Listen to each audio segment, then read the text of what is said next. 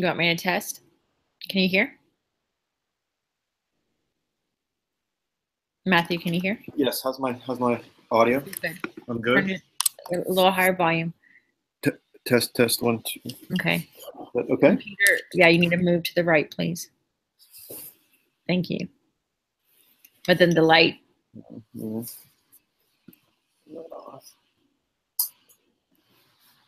Okay. Love you. I love you too. This is live. Oh, it's being recorded too. Yeah. I mean, do I know you? I feel like we've met somewhere before. All right, I'm gonna mute myself. Okay. Everybody loved the little toolbox. Everybody's been using that.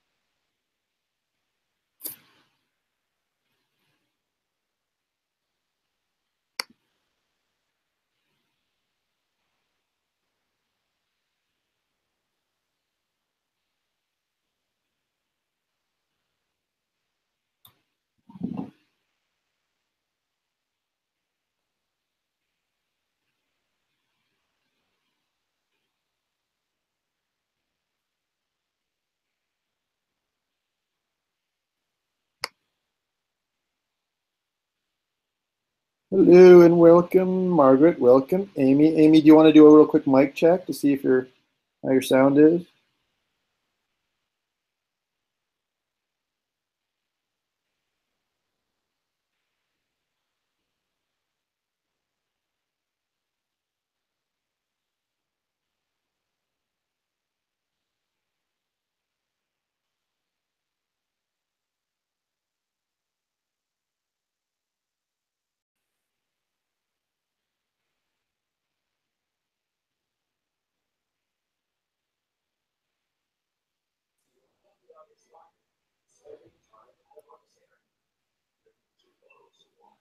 Hello, Sarah. Nice to see you.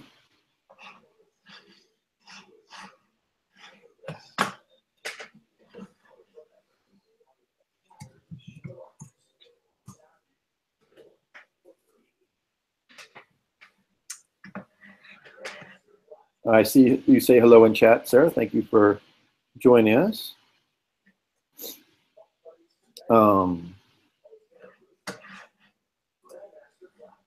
Amy, are you out there? I see your video muted and audio muted. I'm just wondering if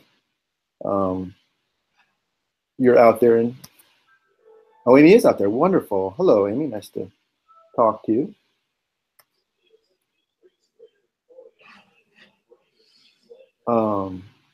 Sarah, are you going to be using your microphone, or are you going to also be using chat, or you're not sure yet?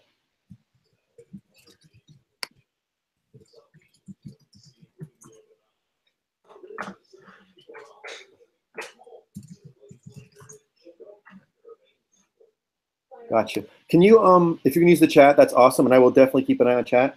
Can you, the way Google Hangouts works, can you mute your microphone? There's a little, oh, it's Casey. Hello, Casey. Oh, great, awesome. Thank you, Sarah. I appreciate that. Oh, I hear someone in Casey's chat, a very young educational technologist. Hey, Ray. Hi, Ray. Oh, look at that little hand wave. Oh, hey, Casey, too. All right. Casey, I don't think I knew your daughter's name is R-A-Y? Is that your daughter's name? R-E-Y-L-Y-N. R-E-Y-L-Y-N. Little Raylyn. Awesome. Awesome. All right, I guess we can go ahead and get started. I'm going to Periscope this just because that might work real well. All right, very good. Well, welcome everybody. Welcome to Project-Based Learning. My name is Matt Fratelli. I'm a tech coach from Washington, D.C. We're going to run this pure unconference style, EdCamp style.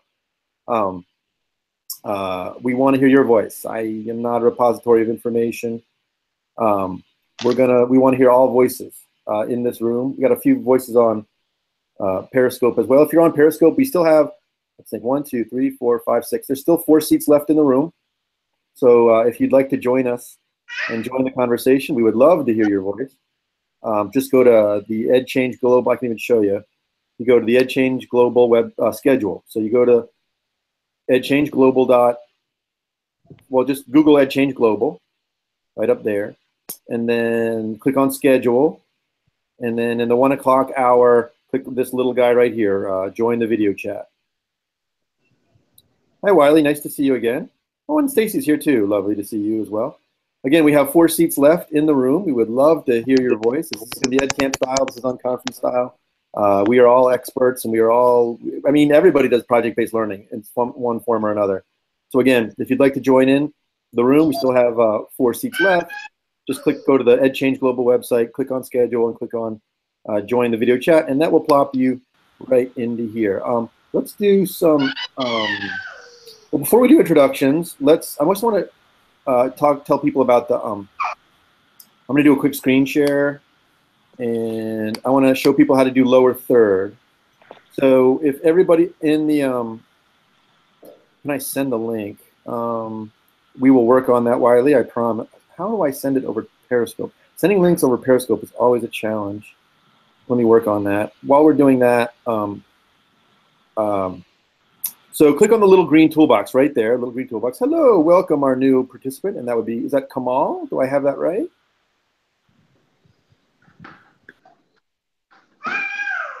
Oh, well, welcome Kamal, nice to see you. Click on the little green toolbox right here, green toolbox. Right there, there's a little, should be a little green toolbox on the left side of the screen, right over there, right there, and you click on the little green toolbox. And then when you click on the little green toolbox, up there, you'll see a little switch right there, and you click on it. Actually, right there under tagline, you want to put your Twitter handle. So I'm Hey Matt Frat. I will type that in.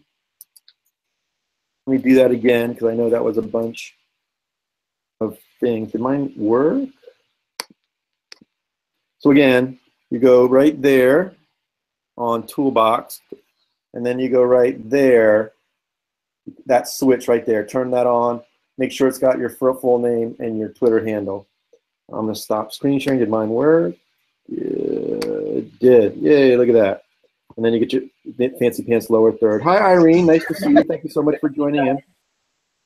Good. We're almost at a full house now. 1, 2, 3, 4, 5, 6, 7, 8. We still have 2 seats left. If anybody on Periscope wants to jump in. We still have 2 seats left. All right, let's go ahead and do introductions. I know not everybody has a mic, so if you prefer to maybe Sarah or Amy, if you want to introduce yourself in chat, go ahead and do that. Just name, location, and role. Who you are, where you are, and what you do. We would love to hear that. Again, I'm Matt Catale, a tech coach from Washington, D.C. Let's pass it over to Casey. Casey, tell us a little bit about yourself.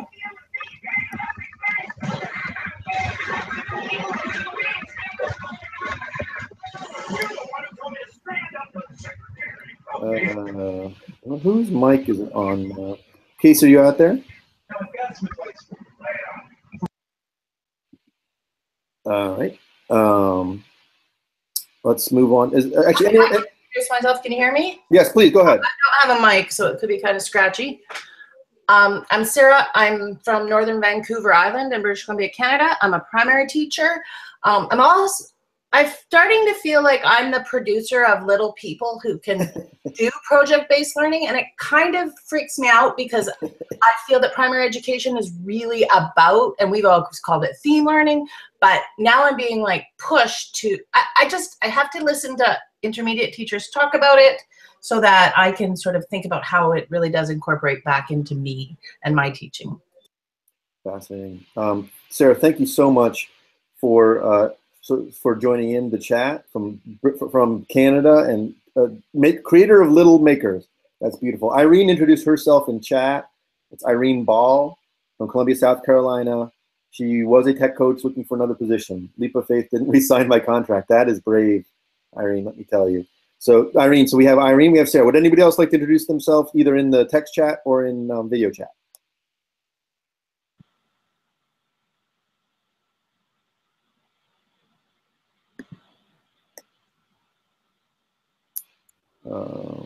Margaret, would you like to introduce yourself? Or sure.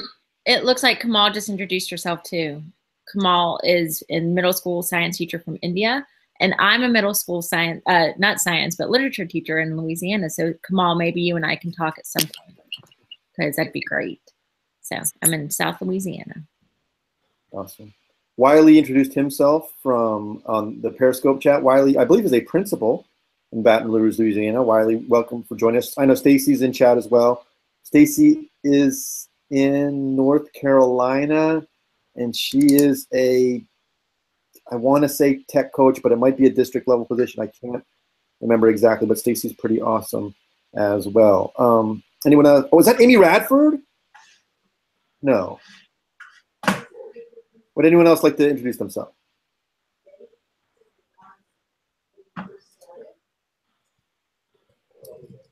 Well, I know Casey Quarter's here. I think he's got his little daughter with her. Casey, it's funny, that's Amy Radford, right? Has to be. No, it's Amy Shaw, and Wiley's a principal I'm so technology integration in the central office. Okay, so Amy did introduce herself. Wonderful, in text chat. And Casey's from Las Vegas. I think we got everyone. We got Irene, we got Kamal. All right, I think we have everyone. Great. So, and also we have Derek. Oh, Derek Thompson's here. Yay. I know Derek. He's from Bogalusa. I always get that name wrong. And by the way, everybody Margaret, would you mind putting the link in? Yeah, I don't know if is that possible. Can you put the link to this in Periscope chat? Watch your thumb on Periscope. So if people in Periscope, the link to this. I mean, the link to this. Oh, the link to this. Okay. Yeah, because I want to get people, and they still have 2 or 3 seats left. In here, and if you are in Periscope and you want to jump in, there are 2 seats left. You just go to. We're going to try to get you the link, but we're not being terribly successful with that.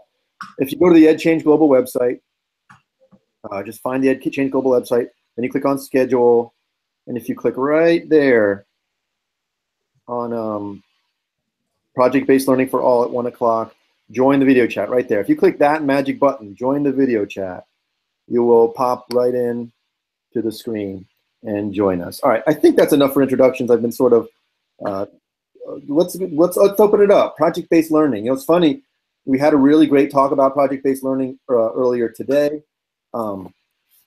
oh gosh, what was her name? Jackie Gerstein, and oh, I'm going to lose his name. I think Grant Lichtman was his name. And we already had we had a lovely conversation about project-based learning, problem-based learning. I'm relative neophyte at it. These two had gone on it for years. I know I got a lot of insight from them, but I'd like to hear your insight. What experience do you have in project-based learning or problem-based learning or inquiry-based learning? There's a million names for it. What experience do you have in it, and what stories do you have to tell about project-based learning?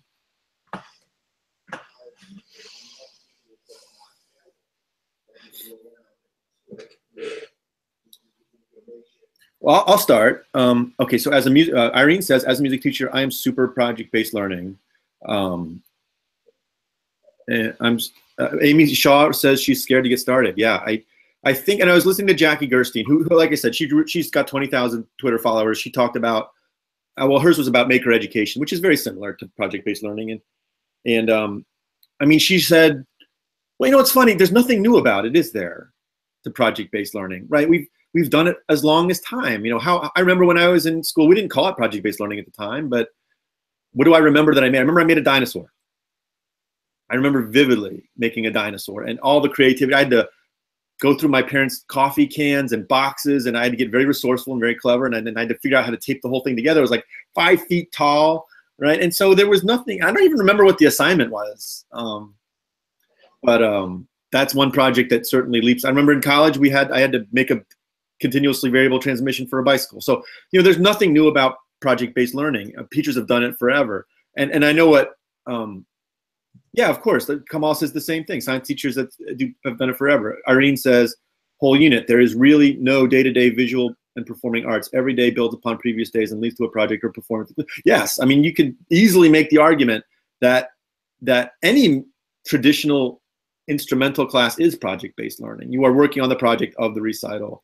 But Irene, apparently Irene is not only a music teacher, not only, but she's in addition to being a music teacher, she is also a tech integrator, it sounds like, or she was a tech coach, K-12. So that's interesting. You transitioned from tech coach to music teacher. That's fascinating. So anyway, so just to say, like, I think who said they were afraid? Amy Shaw says she's afraid. Oh, it's the reverse. I'm sorry. She was music, and now she's tech coordinator. We have a new participant. Welcome to. I wonder who that is. Is that? Not sure. It says C. Do you want to introduce yourself, our newcomer, or her? She's muted. Anyway, if you want to introduce yourself, jump in anytime and say hello. Oh, there she is. So you start small. Amy, everybody will tell you you start small. Amy, what's your subject again? Did I miss that in chat? Amy Shaw. She's sixth grade. Well, sixth grade literacy. So, golly, does anybody have any suggestions? Like, where could you start for a project-based learning in sixth grade literacy? Margaret, do you want to talk about maybe a flipogram angle or a?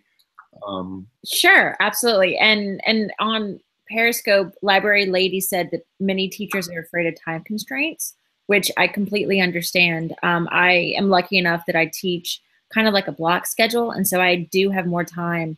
And so that's great that I'm able to do it. So with literature, we try to see the world as a bigger place, and so we've used technology apps like Flipogram to create advertisements to talk about theme, to talk about different things that are focused on the book that kind of have this bigger implication for the world. So using apps really engages the students. Nice. So there's a start to project-based learning in literature. Just doing a project, doing something that lasts more than a day. Oh, I think that's a classroom teacher doing a project. Congratulations, you've just started project-based learning. Irene says you could pull a theme from Wrinkle in Time and then align multiple types of projects or one larger project that students work on throughout the time, quarter semester. They cover that theme. So there's, again, starting small, one teacher, one classroom. And then you get the multiple layers. So if you work with science teachers, you could look at grants.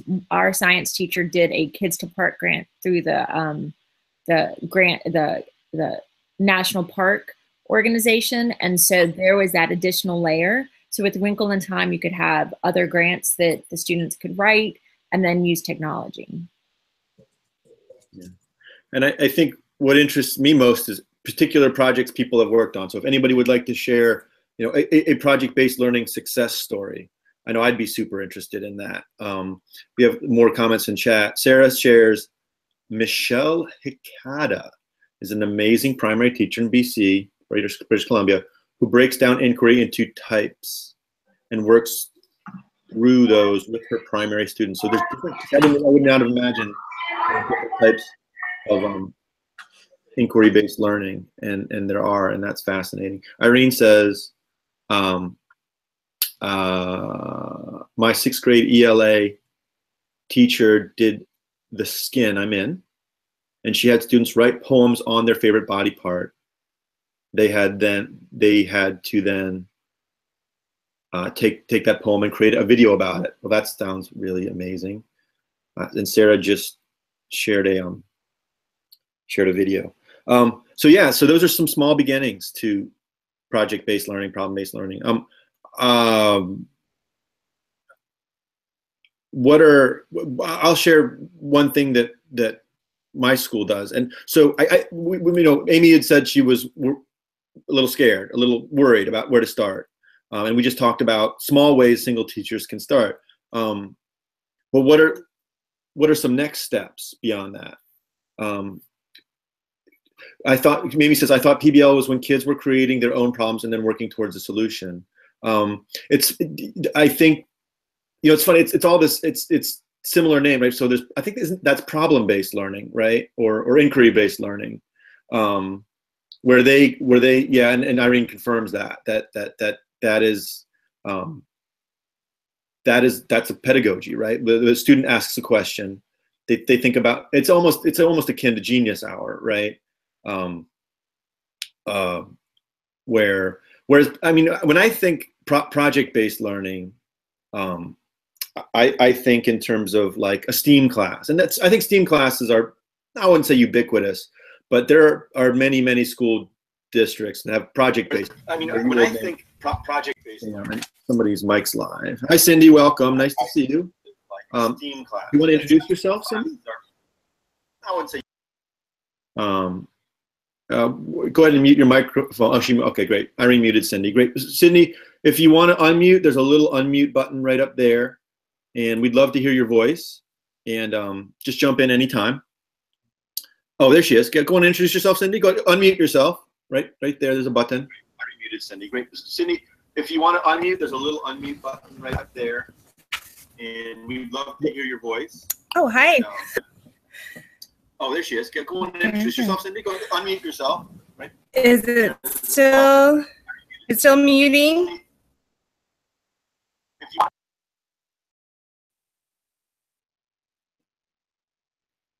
Yeah, this has been a challenge. Well, anyway, Sydney, we heard you for a moment. I think there's some lag in this. Some people are a few seconds behind other people, which is a huge challenge. And I've never actually seen that before. It's such a lag. But anyway, Sydney, just start talking, and I'll stop talking. I think there's some lag in this. Some people are a few seconds behind other people, which is a huge challenge. And I've never actually seen that before. It's such a lag. But anyway, Sydney, just start talking, and I'll stop talking. All right. I just mute, Sydney, I muted you. Unmute yourself anytime and just have at it.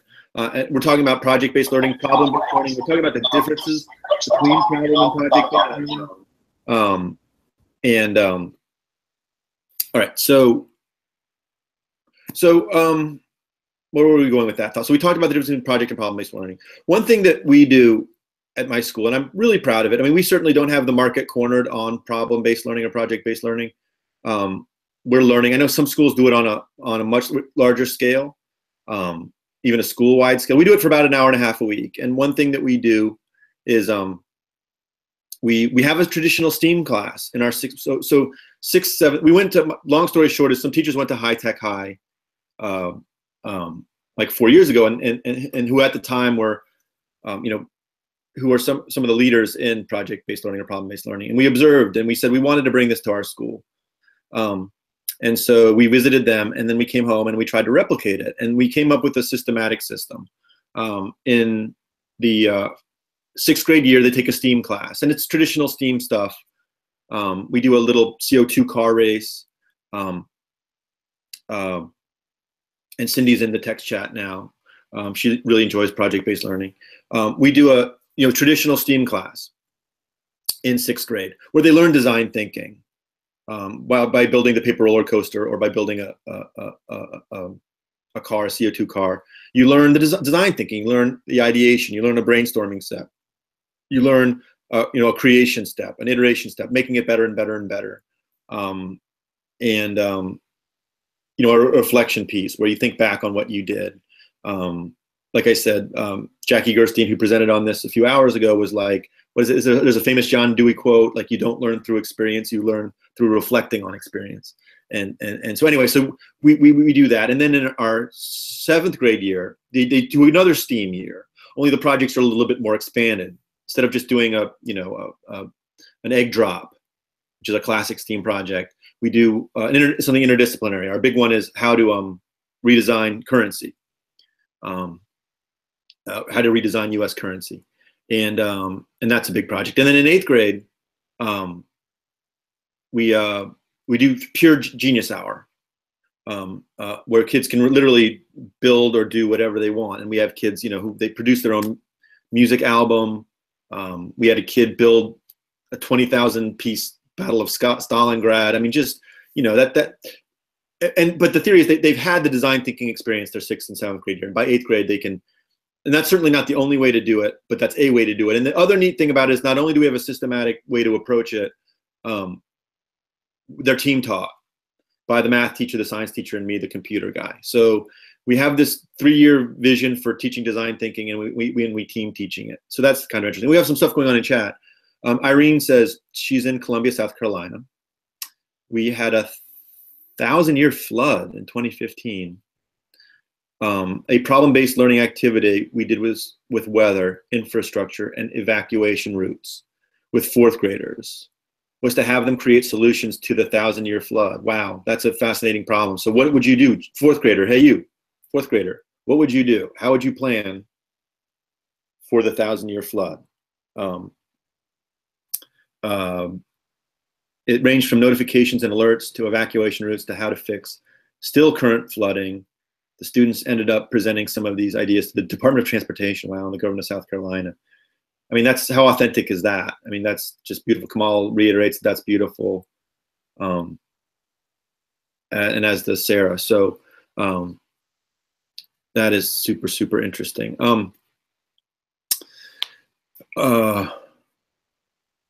I don't know, Margaret, I know you're huge into project-based learning, problem-based learning. Oh, do you know, well, this is more project-based learning. Do you want to talk about National History Day? It's a massive, massive project. It's not, and I mean, anyway, I like them both. I like problem-based learning and project-based learning, but I feel like National History Day is more, do you want to share a little bit about that?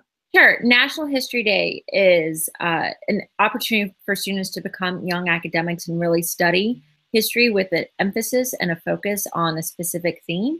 So every year there's a different theme that the students can research. This year it's conflict and compromise. And so the students can take any historical time period they want, research that, write a thesis, and then create a project. And in science fair, you can do an exhibit board and that's about it. But in History Day, what you can do is you can create an exhibit board or a paper. You can perform, you can have a 10-minute presentation, a performance, or you could do a website using Weebly. So my students know more about Weebly than I do. And it's fascinating. In class, you walk around and you're like, oh my gosh, I don't know how to do it. And then 5 minutes later, they figure it out. Or they can create documentaries. And so again, the filming and all the editing that goes into that is wonderful. So they create these products, they create this from their research. They are the experts. And then they compete at a regional or a state and then the national level. Because I'm an ELA teacher, one of the reasons why I love it, not just the research aspect, but then they have to have an annotated bibliography and a process paper. So I'm able to teach the same skills that I would teach with citations and research, MLA format. That allows me to talk about MLA format versus APA, that then supports their research. And they are the experts, and it's authentic. So just like Irene was talking about, you know, Matthew mentioned the idea of authenticity. They have to defend their ideas to people they've never met when they are being judged. And some of them don't do as well as they thought. And so it doesn't do any good for Miss Atkinson to say, hey, maybe your thesis needs to be tighter. But when the judge says, hey, maybe you need to do a little bit more focused research, that then hits home for them. So anyway, so national history. And my students have worked hard for the past 4 or 5 years. We've been able to go at least 4 to 5 projects every year to the national competition. And then talk about networking and seeing other students. So I think it is project-based in terms of having this bigger idea that connects, that really helps them focus. So thanks for asking. Awesome. Thank you for sharing that, Margaret. We have a few chat, and I'll read it for the people in Periscope. I'll read it. Irene shares her middle school STEAM. So she has a middle school STEAM class. Did both project-based and problem-based learning. This past year, we began moving towards problem-based, really focused on authentic learning and employment opportunities and jobs for kids. And Cindy shared, one thing we do is start with our guidelines, then actually explain to the students what we want them to learn. When they turn it, when they turn it over to them to show us how they've mastered the requirement. We also start with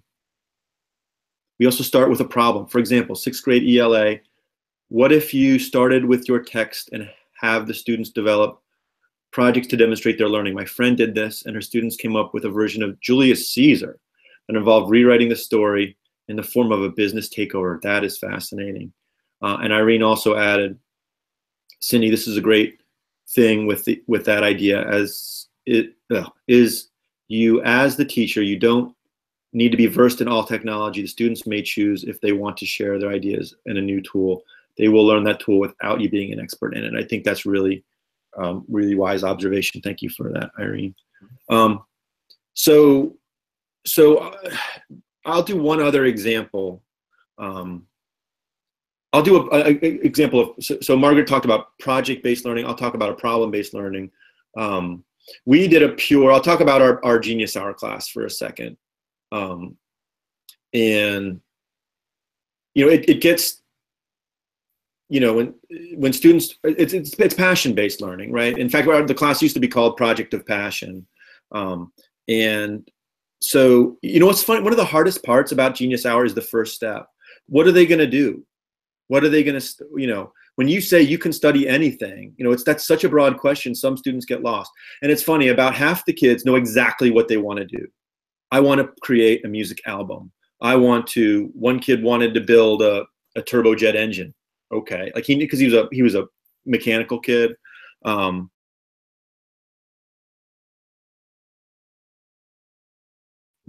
wanted to do a project built around that. And then half the kids had no idea. Absolutely no idea, because they were 8th graders. So what do you do with those kids? So you're doing an inquiry-based class, a Genius Hour class, whatever it is, one where the student has to ask a question and has to pursue the first step is finding a topic. And I don't think there's any magic or any secret sauce to it whatsoever. I know what we do, and I will pull those kids aside for 10, 20, 30 minutes and just talk with them. And it usually starts out with, what do you love? I remember one boy, God, how did it go? He was, I think he liked, I say, well, what do you love? And he says theater arts. And I'm like, well, do you want to build a set for the play or design the set for our school play? He's like, no, I don't really want to do that. Do you want to design the lights? No, I don't want to do that. Well, what else do you love? Well, I love history. Well, what about history? Well, I like wars. Okay, any particular war? World War I.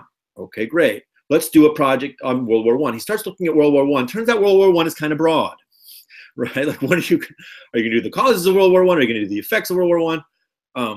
And then eventually, somehow he stumbled upon Lawrence of Arabia. And he's like, I kind of want to learn about this guy. And his final project was he made a little documentary about Lawrence of Arabia. And I tell that Illness Hour or inquiry-based learning, the first step is finding a topic. And it's hard because, you know, the only way I know how to do it is through conferencing. And it takes time. And this boy, that conversation took about half an hour from start to finish. I think it took place over 2 days. It was 2 15-minute conversations, starting from theater arts and going all the way to Lawrence of Arabia documentary. And so that speaks to the challenge of the very first step, which is just topic selection. And then after topic selection, we do a big research piece. And our librarian is actually on our team.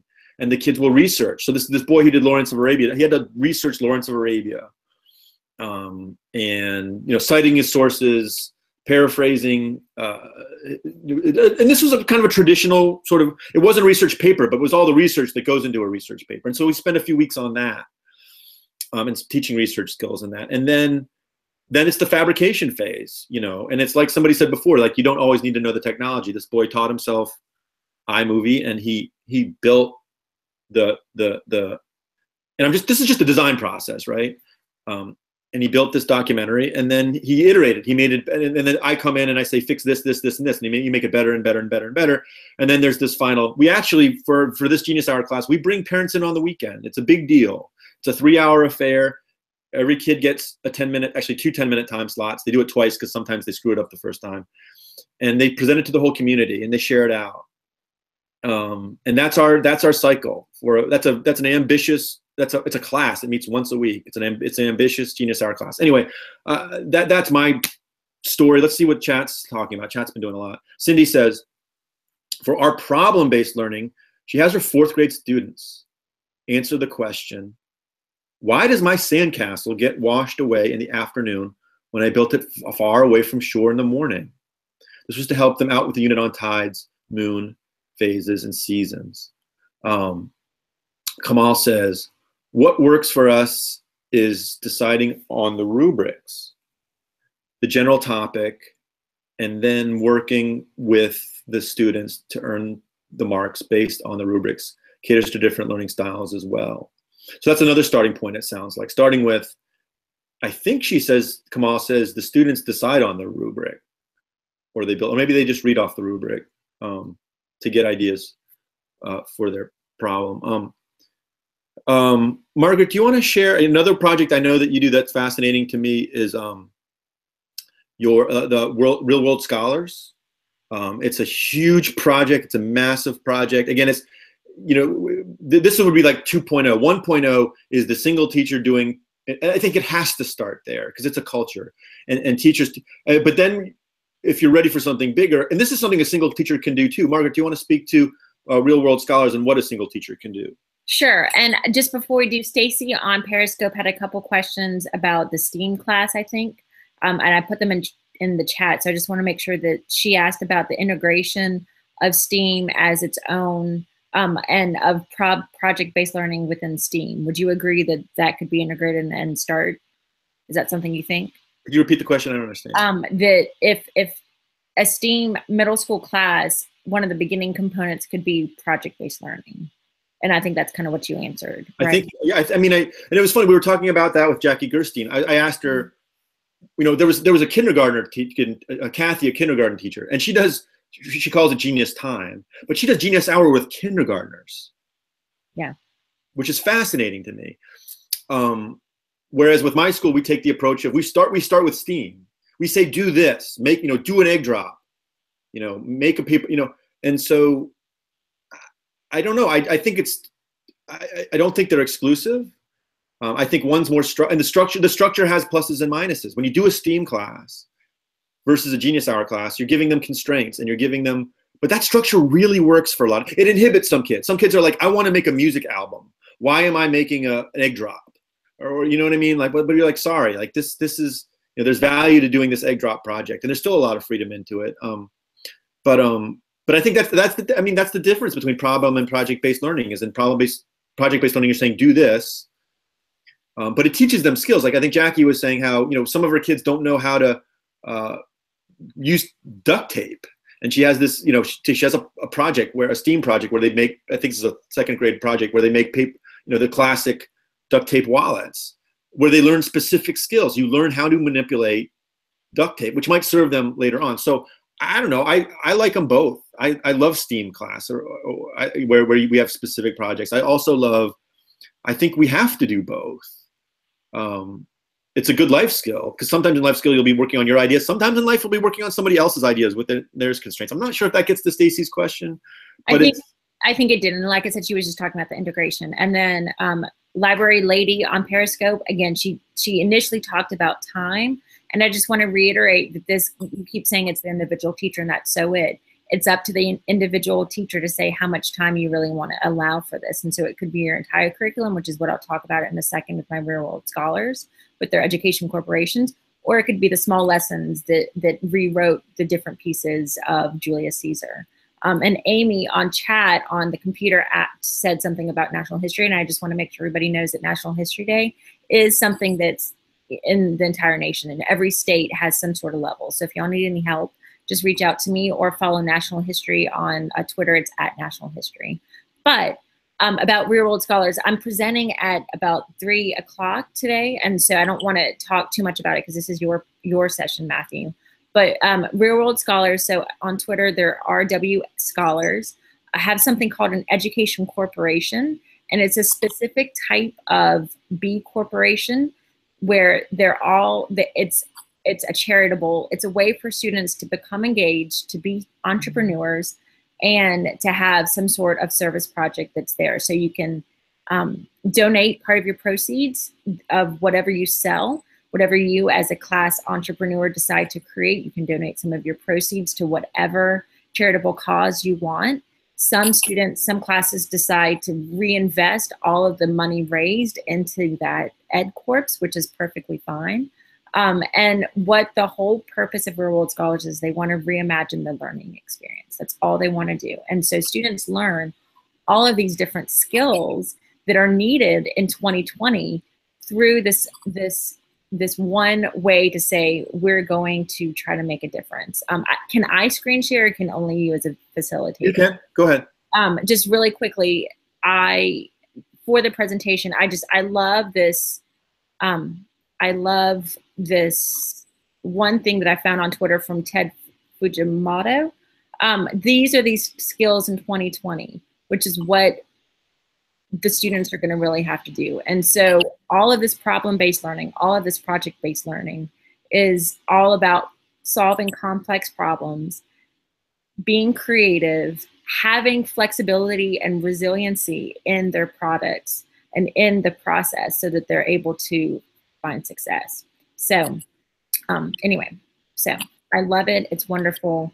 And we can hear more about it. Is it next hour? Or? I think it's at 3. I think it's 3 Central, and it's the Upstander brand. So if you follow the Upstander brand on Twitter, that's the students at Corps. And they want to encourage people to make good choices and to be kind to other people. So just to be upstanders. So if you'd like to learn more about Ed Corps or Real World Scholars, that's 3 Central, 4 Eastern, 1 Pacific. Just click on the schedule. It'll be just like this, a Google Hangout. And Margaret will talk more about that in detail. We have a lot of comments in chat. Let's go ahead and get to those for the Periscope watchers.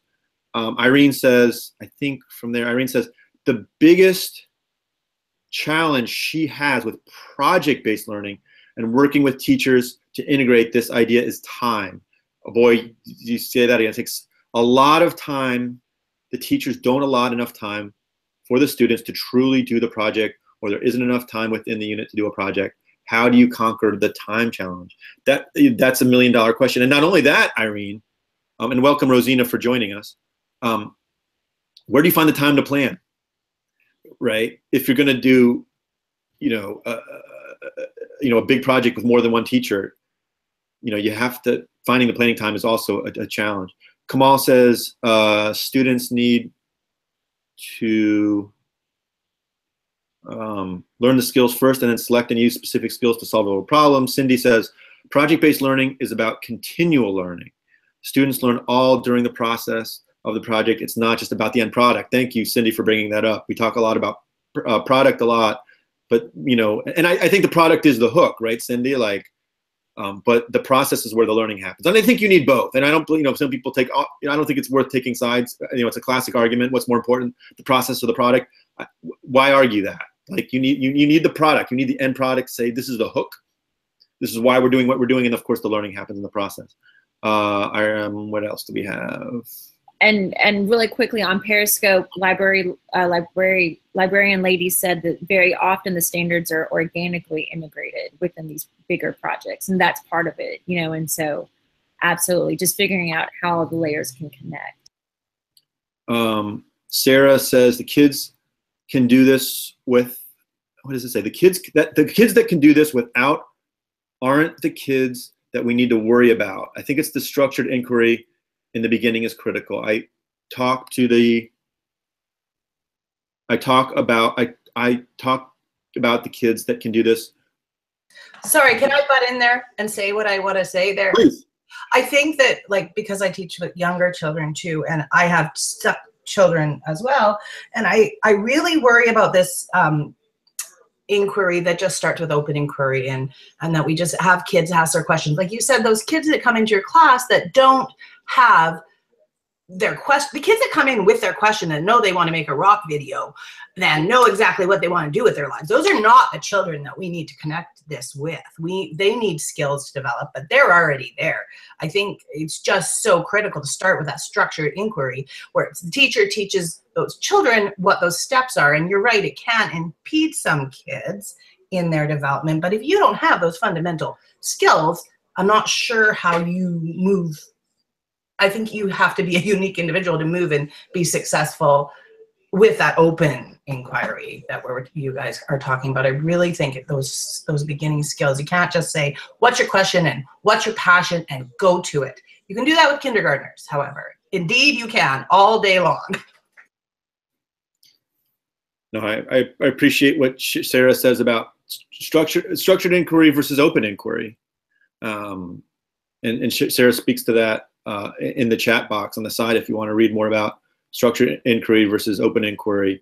And yeah, it's funny. Like I don't worry about the kid who wants to, I want to, whatever, make the rock band. You don't worry about that kid. They know what they want to do. It's the kid who doesn't know what they want to do, where you need the structured inquiry to guide them towards a project that they're going to work on. I think that's very, very well said.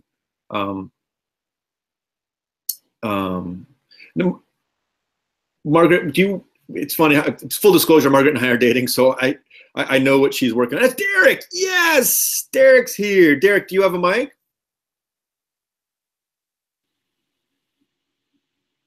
Derek, if you have a mic, just feel free to chime in. I would love to hear your take on this. Is there anyone else who would like, before I ask another question, is there anyone else who would like to share a PBL story, either in chat or live? Well, you mentioned design thinking. Do you want to talk a little bit more? Because that, Sarah, I completely agree with you. And I did have even my middle schoolers, or maybe that's the target audience we're talking about. I mean, sometimes that nebulous process, that creative process is hard to say, okay, this is what we want to do. We found that a lot with the Upstander brand. And so design thinking has really helped me find that structured inquiry. Matthew, do you have any thoughts about that? Oh, no, I think the standard is the Stanford. I always forget. What's the little acronym that you're supposed to remember? I could look it up if I wanted to. But if you just Google Stanford design thinking, I think it starts with empathy, where anyway, it's a famous process. And at the end of the day, like the way I think about design, honestly, design thinking, like, I like to put in simplest terms. You can use any framework you want. You can use the Stanford framework. I'm sure there's other frameworks out there, but it's got a beginning, a middle, and an end. And anything, whether you're making art or music or a bridge, like the beginning is the brainstorming piece, right? You have to plan it out, and then the middle piece is the doing it, the fabrication piece. So you plan it, you do it, you build it, and then the end is, well, the end can be a lot of things. The end can be making it better, editing, publishing, reflecting. Right, but any design process has that beginning, middle, and an end. Right, the beginning being the brainstorming, the planning, the middle being the meat of it, the doing it, and the end being however we want to put a bow on it. do you want to reflect on it or present it I guess the middle piece would be the making it and making it better. Sarah, did you want to say something? Or Derek, did you want to jump in with something? Well, I think that's the key too, is like, as the teacher, you still, even though you're not the expert on it, you are the expert on the curriculum and you are the expert on the learning processes, and you have to have that end in mind. And when you're planning, what you do have to do, you have to like plan with that final assessment. What does that look like, right? And that's the part I struggle with, is planning it in a more, not organic, but in a more useful way to lead students to do that, as opposed to, we're going to learn about this and then this is how you're going to show me. It's hard for the teacher, as a teacher, to let go of that, I think, a lot of times too. And Irene adds in chat, presenting. For ELA, your project could be a year, semester, or however long blog. The end piece would be the publishing. I think a blog is a beautiful piece of project-based learning. Margaret, there's three big projects that you do, and I've forgotten the third. One is Real World Scholars and Ed Corps. One is National History Day. There's at least one more. The literature that's chosen. So several states have young readers' choice programs where there are a curated list, and then students read from that list, and then they get to vote. So, so Irene just said in chat, you know, absolutely, you are the facilitator, and that's just what Sarah said. As the facilitator, you kind of have the end in mind, but Sarah, I would say very often my end, and what I think is going to be the end, is not the end. And so being able to have National History Day and the Ed Corps and this choice in literature has really allowed the students to examine their metacognitively, their thought process, and work towards where they need to go. And we talk about it, we reflect, just like Matthew was saying, you reflect, and you are able to say, okay, well, if that didn't work, then we can try this, or if this didn't work, we can try that. But that's where authentic audiences are so essential, you know, because when the students create, I mean, they have the capacity to create these social media campaigns for good with the Upstander brand. And so when the public relations and marketing department is there, when they're discussing what they want to post or the hashtags they want to have, you know, it's a real conversation, and they then have to learn to communicate with the creative department. And so I then become the facilitator, and I really don't have an idea of what it's going to be. I mean, I would love to think that I you know, all I know is that I want them to be able to promote the brand. And so I then have to facilitate that communication. And when there are roadblocks, I try to help them problem solve. So as the adult, it's like, okay, we can do this, or we can do that, or we can do this, or we can do that. So anyway. Right. Sarah asks you a question. What's this called? Brand promotion? The Ed Corps, the Upstander brand, that's the name of the company. And so when we talk about this Ed Corps, something we want to keep in mind is the purpose of this is to promote goodness in the world. And so all of our digital footprint should align with being kind and being empathetic and trying to encourage people to be the best person they can be. So that's a conversation we have. Is it aligned with what our Ed Corps really is focused on? Sarah, did you have something to say? Sorry.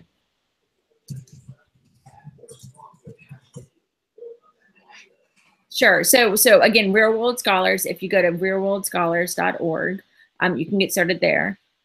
They have, you know, and Ed Corps can be anything. They have first graders, Sugar Kids Beauty, which has sold more than $23,000 worth of sugar scrubs and bath soaps. And they're first graders. And they, I mean, more than 20, that's my students' goal, is to really be that successful with the product that aligns with what the mission is. So they've been able to donate thousands to different charities. We are just at about $1,000 with our products, with the Upstander brand. But what we are trying to do is not just sell a product, of course, but it's trying to encourage people to be Upstanders. So if we look at this whole idea of project-based learning and then problem-based learning, we saw that there was a problem in the world. People are not as empathetic. We need to be better people. And that's one of the problems they're trying to solve with these different things. And Margaret, I know you're going to talk more about this at 3 o'clock. in your session. But when you are an Ed Corps, you literally are a corporation. Like you're like 501c3, like you are a legal entity. It's not some fake corporation, correct? No, and that's the beauty of what Real World Scholars has done, is that they take care of all that legal stuff for us. And so basically the money that whatever we take in are considered donations to our classroom. And so I, at first, thought Ed Corps was just a cute little teacher name, because that's what I do. I mean, it's like, oh, it's a cool little education. No, it's a real legit B corporation. All the stuff, John and Elise are the co-founders. They've worked it all out. They do all the tax forms on behalf of the company. And so anything that, and we're on, it's like an Etsy place. It's like an online marketplace, edcorps.org. And so anything that's bought, you know, is all through that. And so legally, as a teacher, it's not us at all. It's all them. They take on all that responsibility. Okay. Well, thank you, everyone. I know I want to take a little bit of break before the next session. There's about 10 minutes to go to the next session. There's still a lot lined up for today. If you just look at the schedule, we're going for like 5 more hours. There's 4 or 5 sessions every hour. Big thanks to the EdChange Global team for host. It's what I look forward to this every year. It's a mass. I love participant-driven stuff. You know, it's funny. We as teachers, we don't like to. We don't like Sage on the stage, but then when we go to PD, we just watch Sages on. You know what I mean? And so we should walk the walk, right? If we talk about, you know, student-centered, then our PD should be student-centered as well. So so anyway, I'm really grateful for this opportunity. Thank you, participants. Thank you, Cindy and Amy and Derek, Irene, for your input. Let's follow each other on Twitter. I'm going to try to follow everybody here on Twitter and keep the conversation going. And remember, Margaret's session is in not this hour, but the following hour. She'll talk more about. Sorry, Margaret, I think it's still a little bit too much of your thunder with the, but I know there's a lot more to it than just that. And we'll talk more about that later. Well, thanks, everybody, and we'll see you in about 10 minutes in the next session. Okay, bye, y'all.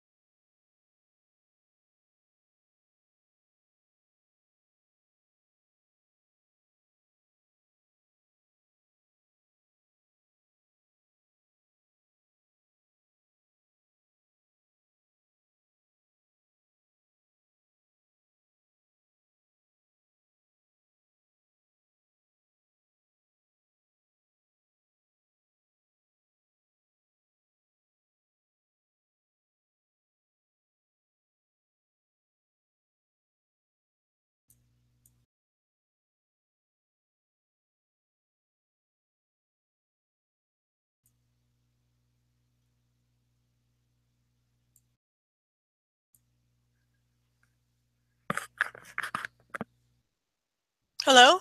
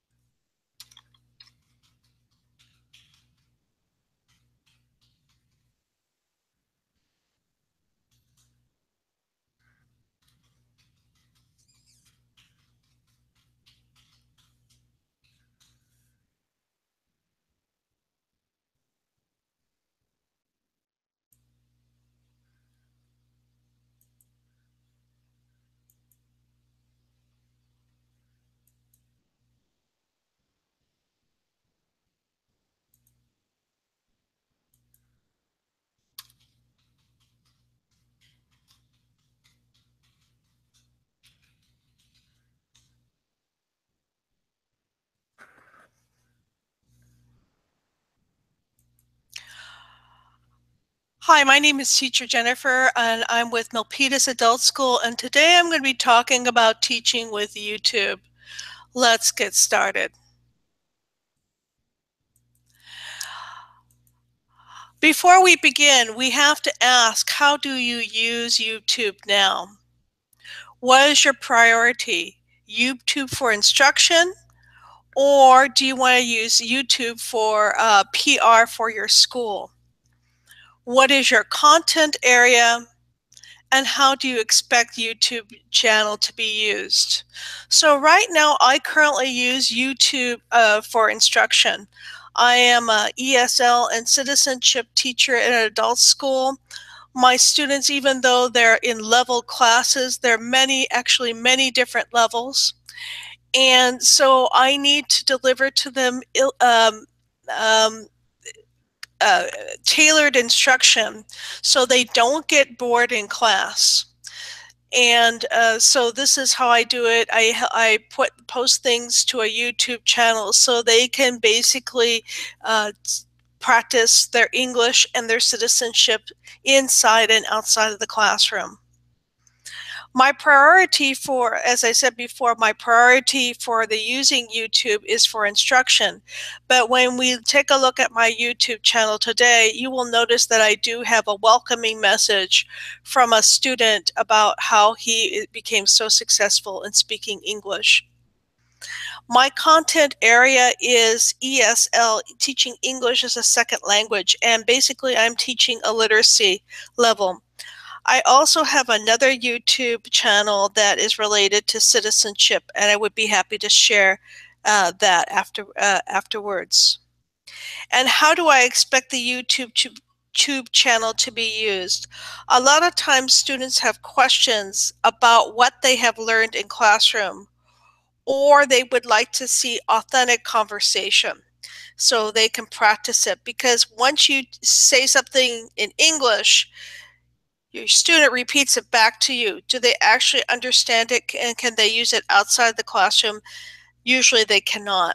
So what they can do is, what YouTube is for them is a very safe environment for them to practice English and to learn more. When when you first log on to YouTube, well, first of all, let me back up. Any person who has a Google email account has basically a YouTube channel. So when you log into YouTube, you will see the welcoming message, and it will prompt you to, do you want to create a channel? It's pulling this information. Milpitas, my first name Milpitas and my second name is Chat, is pulling this information from my Google Plus account. So by clicking this channel, you agree to the YouTube terms of service. Am I going to be abusing this? So the YouTube's terms of service is talking about, am I going to be using any content obtained illegally? No, I'm not. I'm not going to be violating anybody's copyright laws. I'm not going to be putting up any salacious material. So I'm going to be basically putting up my own content created by myself and my students related to English and to citizenship. Plus, I am going out and collecting materials from YouTube to be used for English and citizenship. And do I have a business name? No, I do not. So I'm going to click created the channel. And when I create the channel, it's going to be basically confirming that this is my email address. I want to add that account, and this is basically the front part of the YouTube welcome page. Once I've created my YouTube channel, it's gonna up on the left-hand side. You can see that a new menu has been populated. It shows home, the YouTube home. It shows my channel, which is going to be called Milpitas Chat. It's going to have information about trending or my subscriptions, or do I want to subscribe to YouTube Red. Today, I'm going to focus strictly on my channel and the things that are related to my channel. Let me take this opportunity to stop very quickly and see if anybody is in the chat room. 1 second.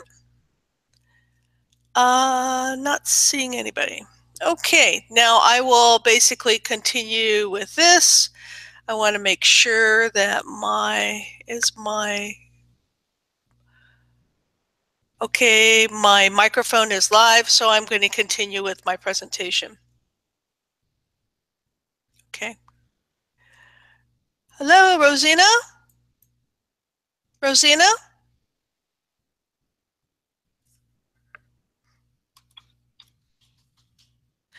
Hello, Rosina?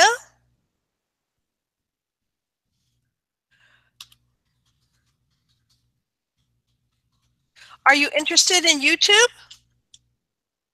Oh, no mic? No problem. We can chat in the box. Can you hear me okay? Rosina, where are you, where do you teach? New York? Great. What level do you teach?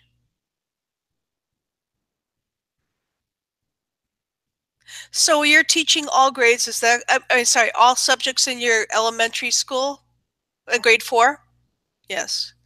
Is there, do you have any, do you have a YouTube channel right now? Okay. And you do not share it. This is for your students only, correct? Okay, so today I'm going to be talking about how to create a channel for my students. My students are adult students, and of course I would like to share concerns about creating YouTube content, or basically collecting YouTube content for children as well. Okay, so please feel free to either type in the chat message bar, and I'll keep an eye on that. Okay. Great. And also, if there's any problem, this presentation is going to be posted in 2 places. Can I share those places with you now in the chat box?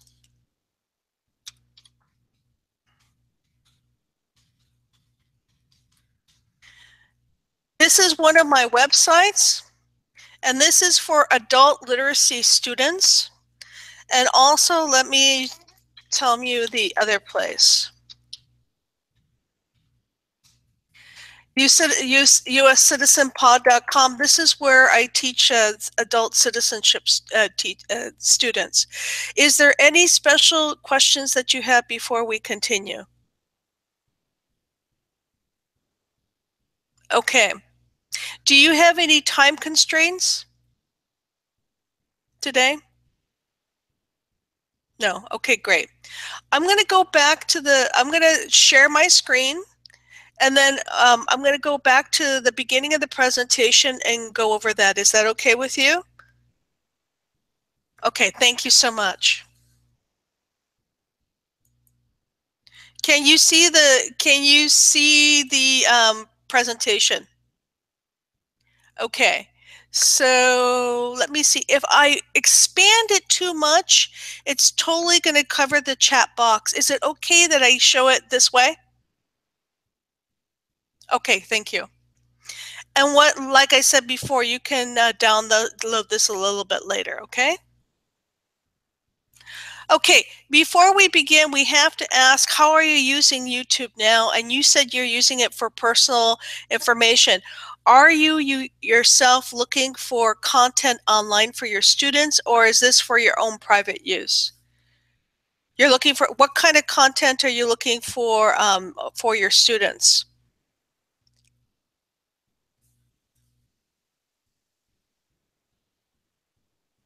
Are you looking for like 4th grade science videos? Are you looking for language? Excellent. Okay. And are you using anything like Google Classrooms?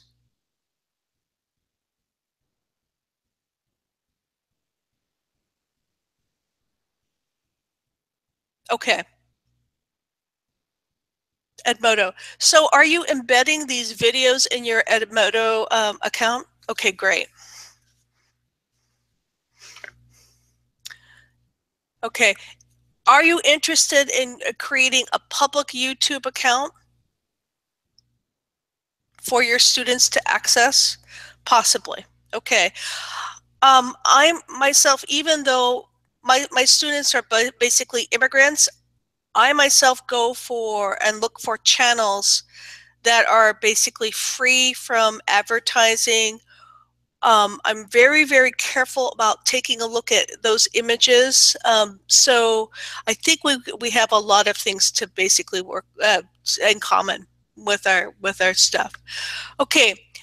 Now, so you're interested primarily using it for instruction. Does your school have a YouTube account or a YouTube presence? Okay. And you want to be using this to deliver content. Okay. So the first thing that I'm going on to the next page. If you have a Gmail account, so some people have multiple Gmail accounts. I'm sure you have a private one. But if you have one as a teacher, yeah, exactly. Homework. Okay, great. So you can basically create another Gmail account, and you're going to be saying that, hey, this account that I'm using, it's strictly going to be for students for delivering content, okay? So here, I'm not using my own personal name. I'm using the name of the Classroom Milpitas chat, because this is lots of conversation. YouTube terms of service, basically you're saying that you're not going to be open, you're not going to upload, what does I want to say? You're not going to be uploading copyrighted material or salacious material. Okay, so we would create the channel, and then when we create the channel, of course, you see your email account, and you're saying that I want to create this, create the channel. Once you create the channel, what you're going to see on the left-hand side, you're going to see another menu that says Home, My Channel, Subscriptions, etc., etc. We want to go specifically for My Channel right now. Okay. Let's see. Yes. Okay. So basically, I've create my channel, and this is the bare bones, the way it looks. I'm sure. Let's see if I can make this a little bit bigger. Maybe you can see that a little bit better now. Okay, so what you see something with no channel art. You don't see, you don't see a icon. There's no description, doesn't show any uploads. It's just totally bare bones. What we really need to do is start populating that. And most people, they're going to start from the very top going down. They're going to say, I need to get my icon together. I need to get my art, etc., etc. The thing that I would like to do, and especially as a teacher, you always want to set intention, because you basically want to say, hey, this is my goal. And what is my goal as a teacher? I want to basically learn English with my class. So I have something very specific there, a very specific statement.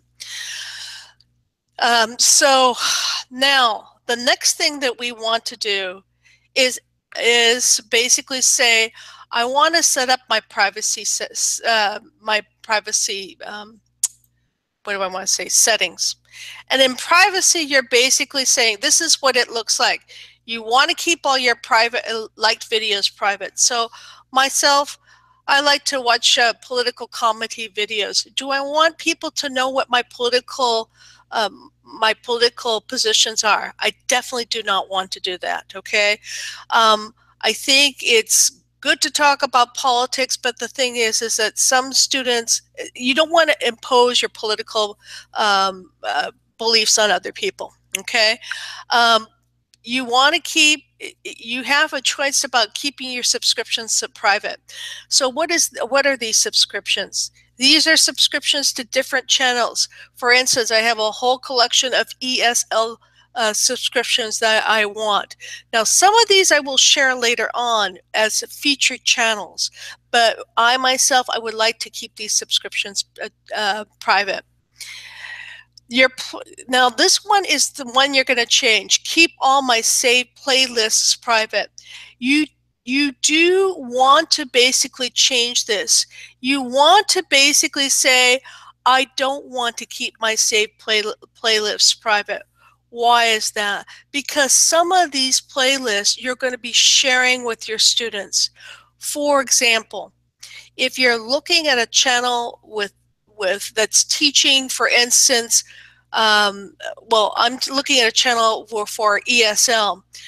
There's one collection of videos on that channel that is all about basic accounting, anything to do with numbers. I want to, instead of adding every single one of those videos to my own channel, I want to simply subscribe or basically save that playlist to my own channel. That way, I'm giving appropriate credit to the person who made those videos, the person who collected those videos, but my students do not have to go to their channel. It's on my channel's website. Do you have any questions about that? Okay.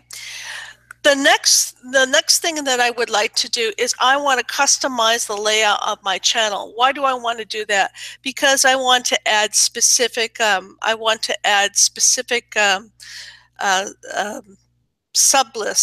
to the channel. So, and I want to just change the layout. Am I doing anything super fancy, adding music and everything like that? I am not doing that. I've seen teachers who've done that, and it confuses the students, and they say, well, the students have to learn. That's true, but with the initial website that I present them, I'm really trying to keep this as bare bones and as simple as possible. So again, basically in summary, these are the channel settings before. I've changed these channel settings to basically say, I'm going to make my saved playlists public, and I'm basically going to customize my channel. I'm going to talk a little bit further about my privacy, because privacy is so important to my students. Many of my students are undocumented. People have been traced down through YouTube, so I am going to be basically taking some of this privacy very seriously. Do I want all my activities to be posted publicly? I do not want that to be posted, because sometimes I'll look at a video, I'll see something inappropriate in the video, I'm going to discard that video. I don't want my students to immediately go and follow up and look at that video, so I'm going to keep that information private. I'm keeping my videos private, but I'm still saying that that I still want to make my saved playlist public. I'm saving it, and then, whoops, did I go to the right page? I'm going to go on to 11. I'm going to continue on and take a look at the status and the features. I'm going to say that basically with the verify, you're basically saying that you're the person who owns this account. So what they will do is it shows you you need to verify this. You can give YouTube your phone number, and they can send you a text, or there's other ways to do that if you don't want to share your phone number with YouTube. Copyright status, especially when I take a look at citizenship videos, many people borrow or basically steal other people's copyrighted material and represent it as their own. I found my own videos basically stolen by other people. They're not in playlists. They're basically presenting these videos as their own videos. So what happens is that when people find that, like myself, and they basically file a complaint with YouTube, and if they get a couple strikes against, if they get 4 strikes against them, basically the channel is taken down. Another thing that you will notice if you continue on that privacy page, well, sorry. As you continue down that privacy page, they're going to basically say what kind of access that you have. You also have, yeah, I know it's terrible. You know what is hard for me when I see the citizenship stuff is they make terrible translations of the things that I've written, or some of the subtitles are really, really bad, and it can be incredibly misleading to students. And especially with citizenship, when they go take their citizenship test, many people think that it's just going to be the 100 questions, but instead it's basically information, personal information. And yeah, there's a lot of problems about that. But anyway, I'll go on. Here you can upload your own videos. Are you interested in uploading any videos from your students?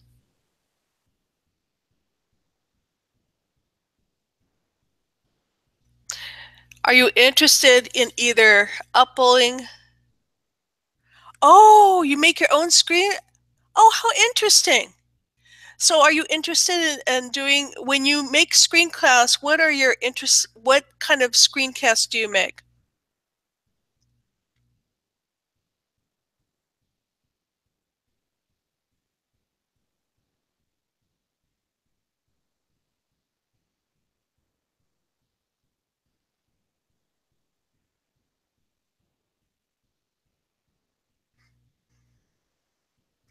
Wow.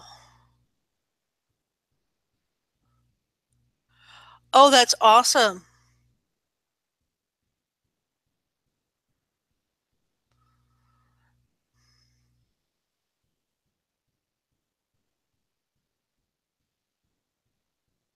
So when you make the videos to reinforce homework, do they go to your Edmodo account and then basically, oh yes, that is very, very, very true. Do they go to your Edmodo account and watch the videos there? Okay, very, very good. Are the students allowed to leave comments there or questions?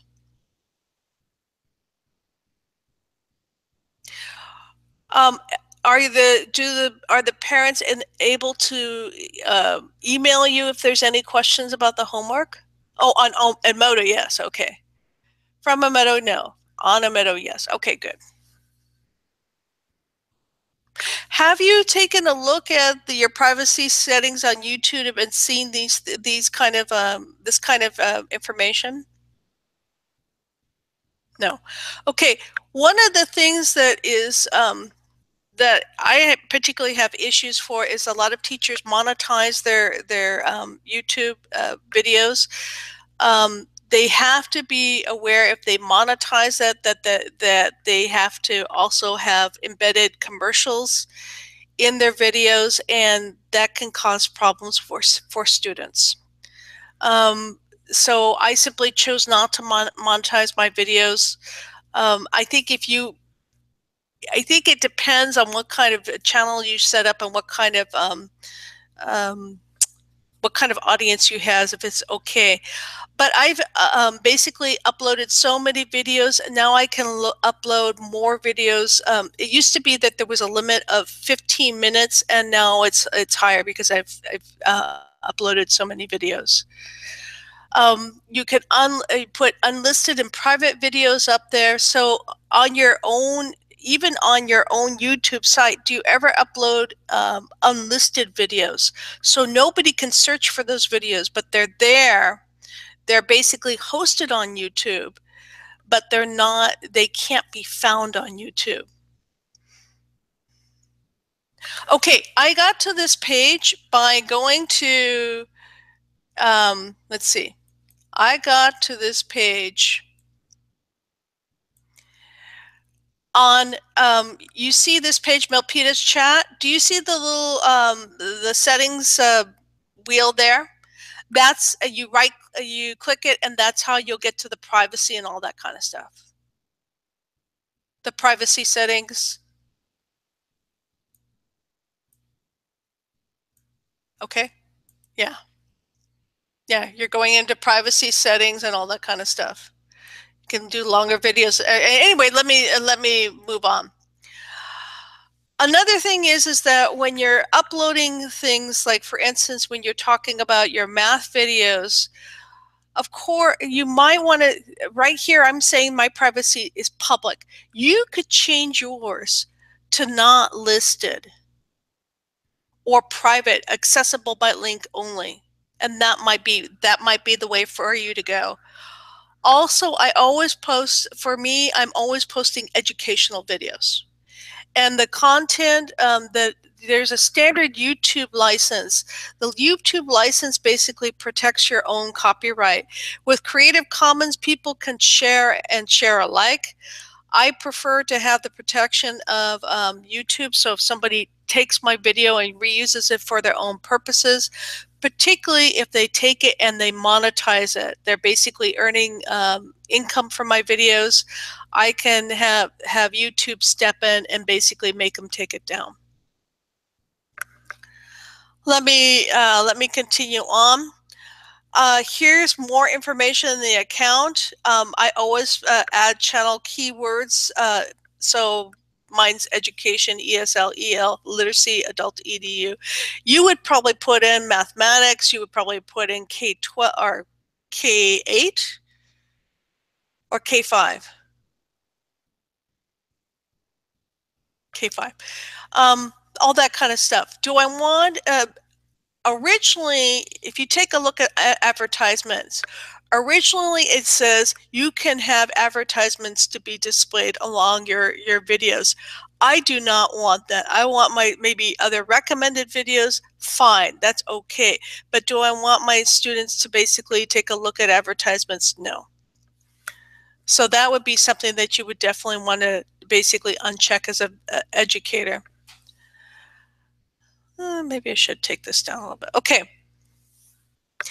Now here is finally, after you get the privacy settings set up, here's where you can basically change your icon of what your art. So this is where they would be pulling your picture from your Google Plus account, and also you can add channel art that's available, or you can upload it. So that's pretty straightforward.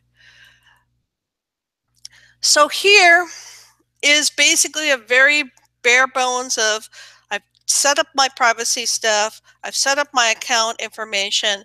Now I have a because I'm in California, I always want to go for poppies. Because my account is so new, my icon has not populated yet. And here is basically, you have home, videos, playlists, channels, and about. Feature channels, all this is bare bone, and now it's ready for me to add a section. So there's several sections that you can add. I could add uploads. Now at this point, I don't have any uploads, okay? I could post like videos, but remember, I want to keep my liked videos really private. I want to, do we have any live streams? I don't have any live streams. I could put up created playlists, but instead what I'm going to do is that I'm going to actually upload a very, very short video that I made about students getting a job. Have I'm sure you've seen these uploaded videos before. How many have you uploaded videos to YouTube?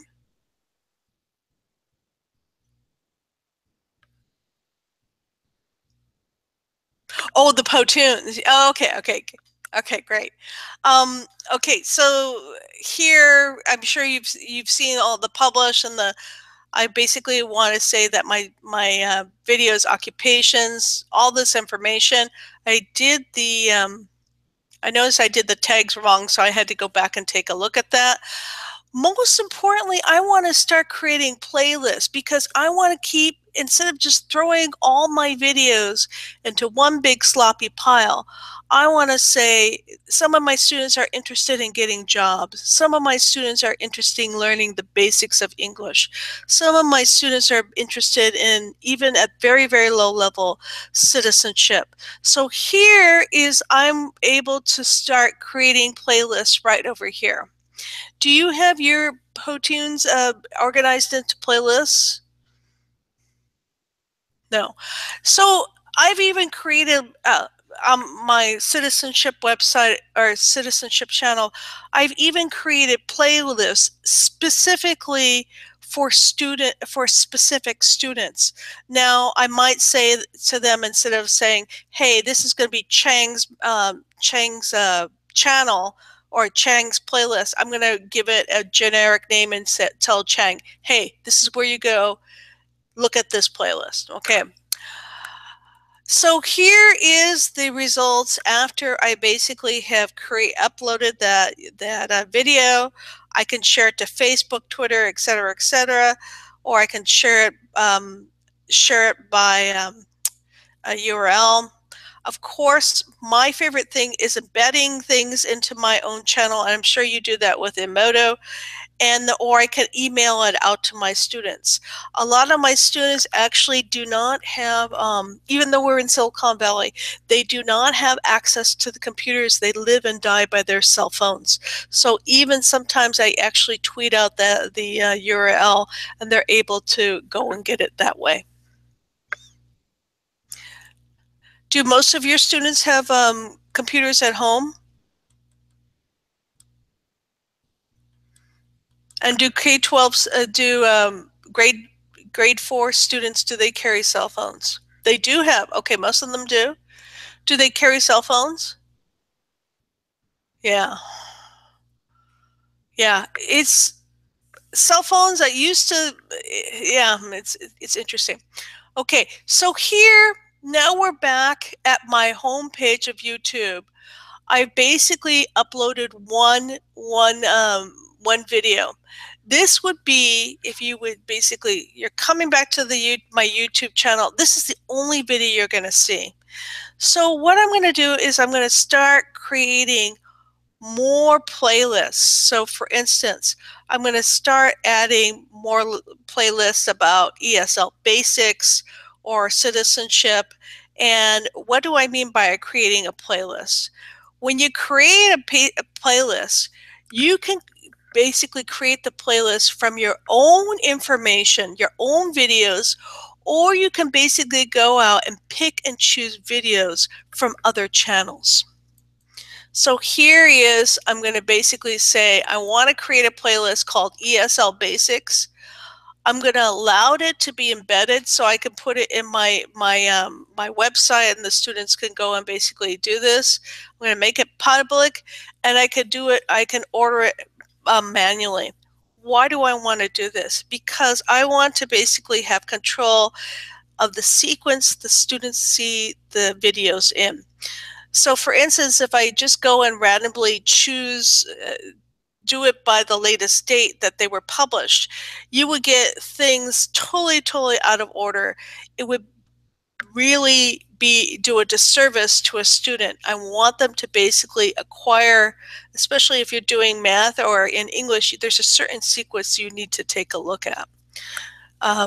Okay, let's continue. So here's one of the videos. I've basically gone to a website called Learning Chocolate. I know that there's a couple videos I really like there, but there's a couple. Do I want all the videos? I don't want all the videos. So basically, I'm simply going to the video on the Learning Chocolate channel, and I'm basically adding it to my own playlist, ESL Basics. Now, why am I doing this?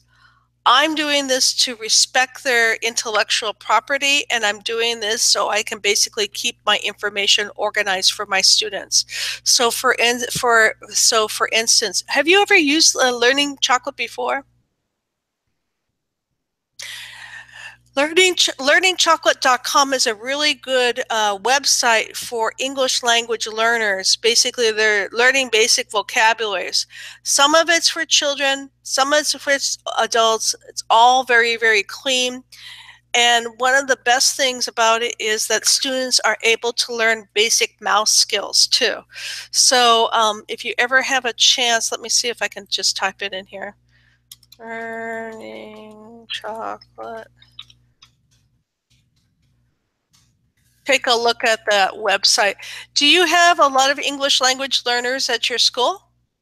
Oops, I think I basically... Oh, no.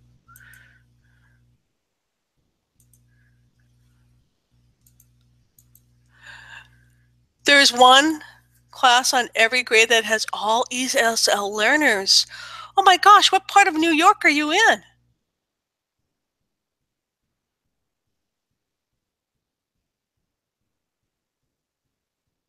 Oh, well, that makes all the sense in the world then. So I think, oh, very interesting. They may already know about this website, but if they don't, please take a look at it. I think it would be, I think they could get actually a lot from it. Okay, let's continue. So basically I've selected, oh, also, do you use Edpuzzle? You see this button up here that says Edpuzzle? Edit with Edpuzzle.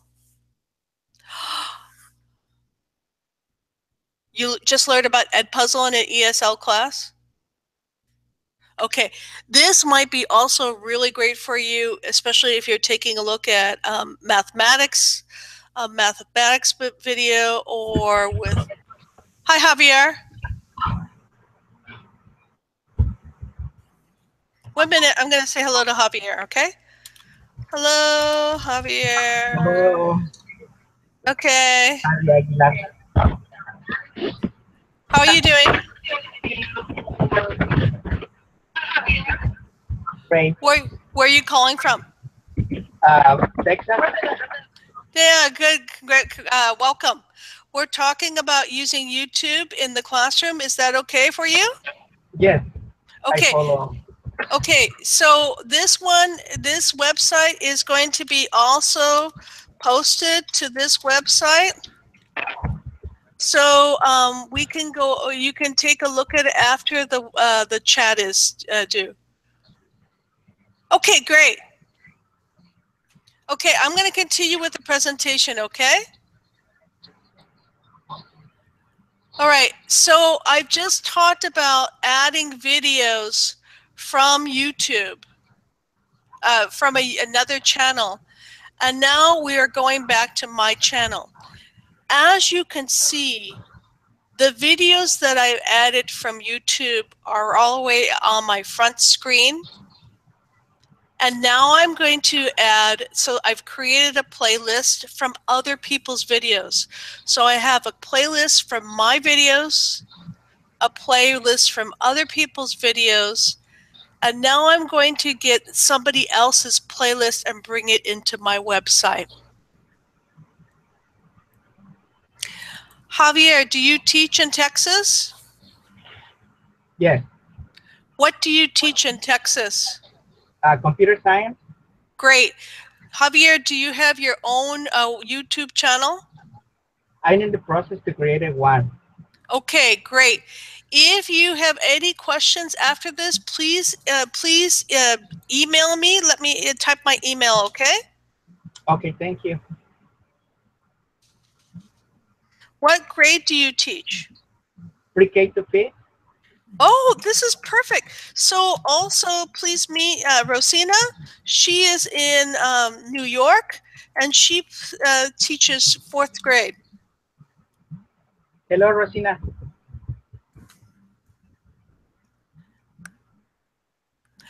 I don't have a camera. Can you see? I'm sharing my screen. Can you see the PowerPoint presentation? Okay. Yes. Okay. Javier, when I get off YouTube, off this, I'm going to follow you. This is me and Twitter. Okay. I teach ESL literacy level for adults, and I also teach citizenship. Oh, great. Yes, I'm planning to do some classes for adults as well in my school because many of my parents also speak only Spanish. So Yeah. I can maybe create some videos for them to learn more about computer science too. Okay, real good. Well, I have a lot to share with you a little bit later, okay? All right, thank you. Okay. Yeah, okay. So here in this screen that we're taking a look at now, we're basically, what I'm doing is I'm importing an entire playlist from Jennifer ESL. She has one playlist for ESL for beginners. So here she's talking to a woman who speaks Russian, doesn't speak any English. There's no scripts. It's authentic language, and students really get a lot out of it. Later on, she does add subtitles, but students really like this one. So basically, I've gone to her channel.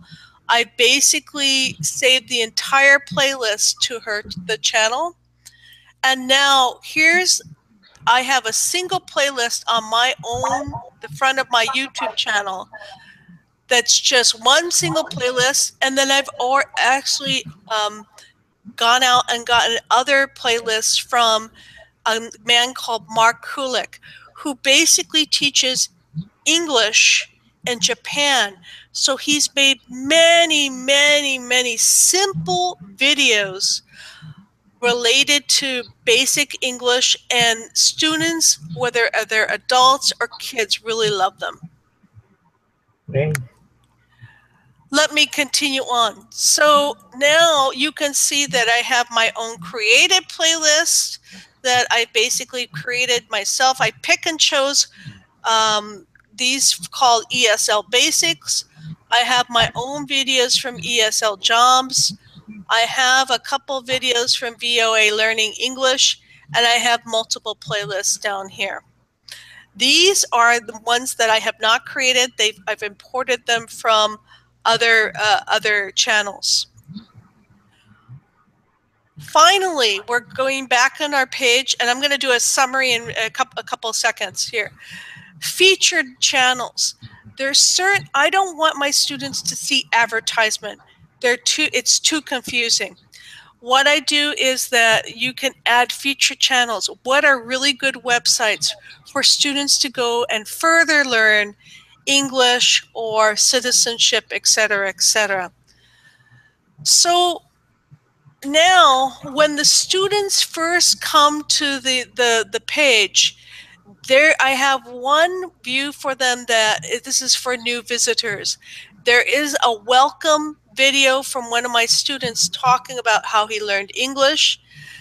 If they subscribe, then the next time they return, they're going to see another page, and it's going to start off with a channel about my uploads. Again, you're seeing some more channels about the basics, and you've seen the saved channels. This is the basic pattern of a YouTube channel, a good YouTube channel. You have your channel header, and you have a big video that basically welcomes your students to your channel, or basically shows your latest uploads. You have a single playlist that's basically pointing to the students, say, hey, start here first. So my single playlist is called ESL Basics. Then I have other playlists about ESL Jobs or ESL or citizenship, ESL citizenship, that students can continue from there. I have a single playlist, and I think I showed you from Jennifer ESL, that basically is coming from another channel. And then I have other multiple playlists from other people.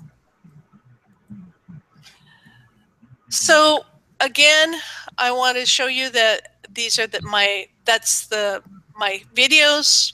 These are just my 3 videos. And, oh, sorry, here. These are my playlists. These are the ones that I've created myself. I have saved playlists. And then finally, when you take a look at a playlist, you can look at it by on the video level, or you can see it in a list like that. Do you have any questions? Thank you so much. Rosanna, please feel free to contact me. Javier, do you have any questions? No, great. Thank you so much for the presentation. You answered all my little questions that I have when I need to create my Google channel. So if you have any future questions, maybe I can, when I start doing it, if you don't mind, maybe I can send it a Twitter or an email. I would be really happy to see that. Javier, do you have a YouTube channel? I believe so. I created one. Is Javier F. Aguilar, I believe so. Can you put it? Can you copy it and put it in the the chat box? Yes. Are you able to do that? Yes. It's the same like my. Let me see if I share here.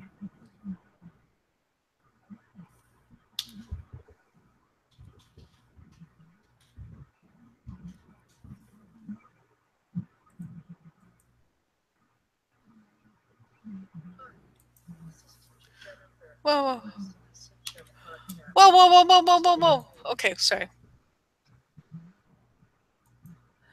So this one is for my citizenship. Oh, let's see. Wait a minute, no. Let's take a look at this one. Let me share. Let me see if it's correct.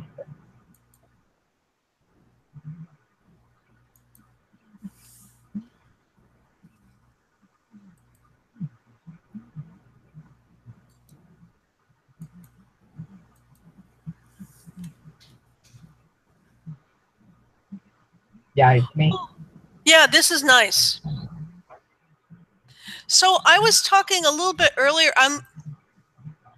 Javier, can you hear me? Yes. Yeah. Okay. Hey, I'm looking at your website right this very second. And one of the things is that you may not want to put up your subscriptions. You may want to keep some of those things private. It's up to you. Maybe. Okay. The reason why, wow, you got a lot. Wow, man, I'm totally looking at this later on. The reason why is because sometimes I subscribe to things that might not be appropriate for my students. So basically, I basically say, hey, I don't want to share my subscriptions, but I add the things that are really good for them. I add it to the featured channels. And the featured channels, I talk about that up here. Wait a minute, let me find it. Here.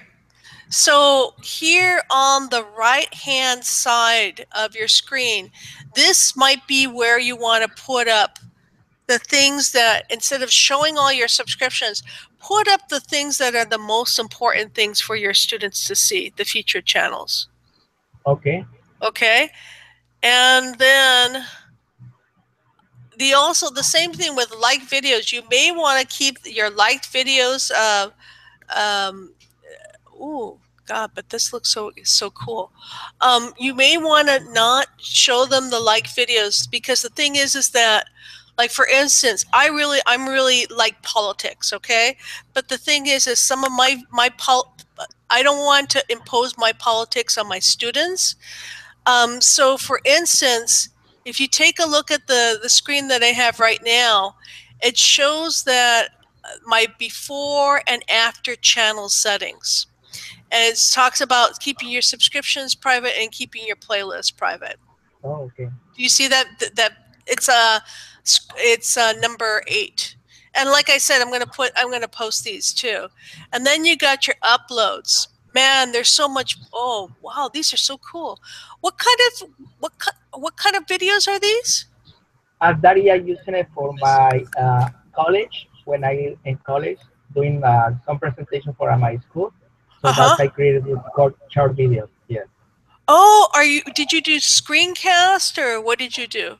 How did you make this video? I use Camtasia. Okay, great, great, great, great, great, great, great. This is really, oh, you know what? I am absolutely, I have some questions about Google Classrooms. Are you, oh. And then how did you do the whoa, whoa, whoa, whoa. Sorry about that. How did you do the vocabulary one? I created that one with a assistant from one of the teachers in my school. Mm-hmm. So she's narrating the instructions, and I follow her with the computer. Okay. So were you recording it on the computer, or what were you doing on the computer? Yeah, we recorded from the computer the Okay. instructions, how to the students follow the instructions for us. Okay. For real. So the thing is that it would be really good if you took these playlists and started putting them in your uploads and start organizing them in a playlist. That would be really, really good. Okay, I can do that. Yes. Yeah. So do you know how to create playlists? I saw in your video, so I followed you before I connect into the Google Hangouts. Okay. I watching in the YouTube video that you Oh, put it okay. live. The good thing Okay. is gonna be recorded, correct? So I can review it later on Okay. when I in the process to create it. Yes. Okay. Um, okay, well then and you use Kahoot too? Yes. How do you use Kahoot with your students? For my pre-K first graders, I use it to identify the letters. For example, I practicing with the letter A, and I create something, an apple, and say, give me the letter A, match it. So I put a different pictures, and they need to connect it with me. So I put Okay. a picture, and I give you the option. It's letter A, letter B, or letter C. So practicing with them, and the same thing with numbers. I said, 1 plus 1, how much is it? I put up 4 options: 2, 1, 0, 3. So they need to select the correct answer. How are the students doing how are they doing do they have their own phones, or are they using computers to do Kahoot? Uh, I am in charge for the computer lab, and I submit Oh, I my see. students once a week. So I try to see if we can maybe able to ask for the more days for the students come to my computer lab for practicing and reinforce them, especially the students they struggle with the language, like you mentioned it, like Spanish. So sometimes for them it's a little they need more practice. So I stay after school sometimes and assist the students and assist the parents as well. So one of the things in Milpitas, we have a mixture of Chinese, Vietnamese, and Spanish. And especially initially, our Spanish students understood Kahoot right away, but our That's, Vietnamese students didn't understand it. So what I did is I found one Vietnamese Kahoot game. I played it with them. They got it. Then they became masters of it. So that's one technique that I've used. But I know that will work with adults. I don't know if that would work with children. yeah, work with both. And also quizzes is another one, and Quizlet is another one. Similar to Kahoot, but I really like more quizzes because Mm-hmm. you don't need to wait for the students to start it. You start it at any time.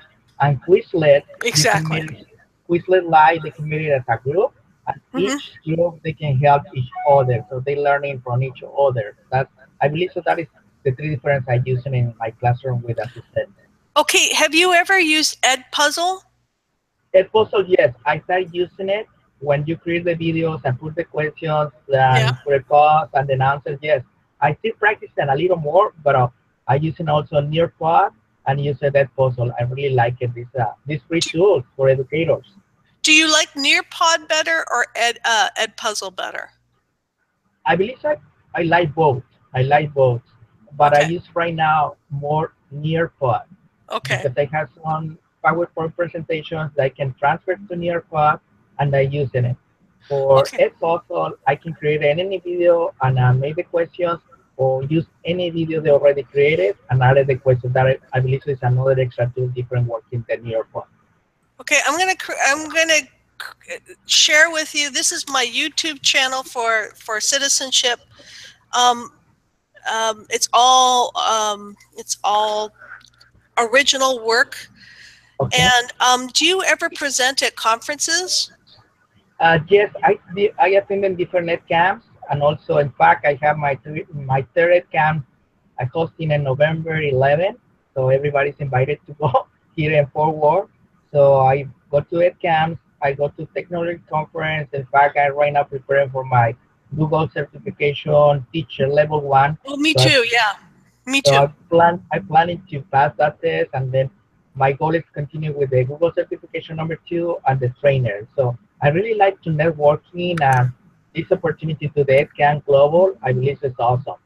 Well, Javier, I just really appreciate that you came, and I hope to see you at a conference very soon. Okay, yes, nice to meet you too. And I'm going to follow you right now on Twitter, okay? All right, you too. I already follow you. Okay, adios. Adios, bye-bye. Thank you. Bye-bye. Okay, I'm going to stop sharing.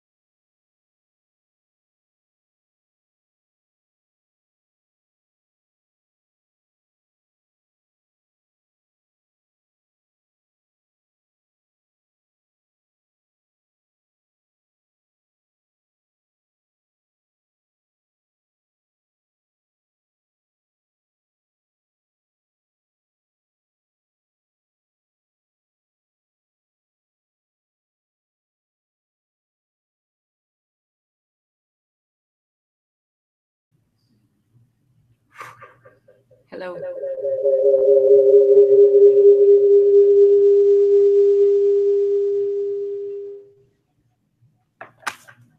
Hello.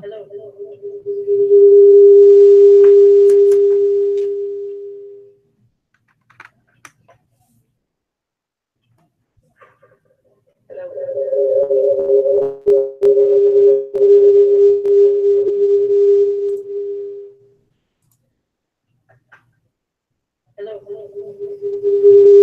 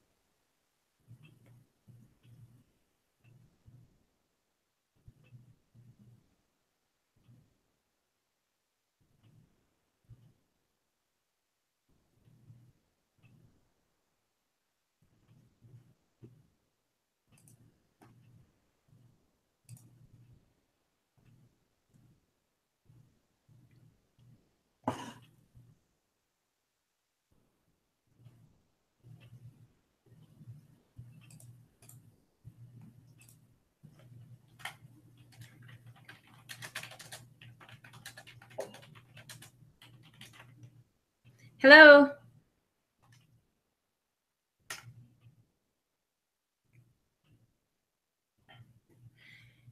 Welcome, everyone.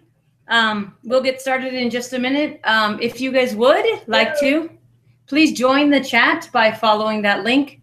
That way we can have a conversation, and otherwise you can just listen. We'll start in a moment. We'll get started in just a minute. If you guys would like to, please join the chat by following that link. That way we can have a conversation, and otherwise you can just listen. We'll start in a moment. We'll get started in just a minute. If you guys would like to, please join the chat by following that link. That way we can have a conversation, and otherwise you can just listen. We'll start in a moment. We'll get started in just a minute. If you guys would like to, please join the chat by following that link. That way we can have a conversation, and otherwise you can just listen. We'll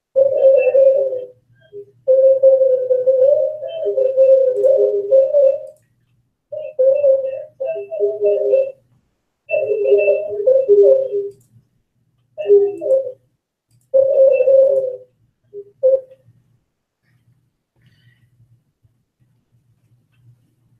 Hello, Rosina. Thank you for joining.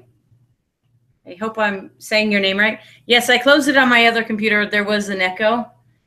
I see that there's people over in the YouTube live feed and not in here. I guess they're having trouble getting in from the link. That's okay. Hopefully they'll get in. I'll post the live link onto Twitter, and then we'll go ahead and get started. Let me just do a new tweet right here.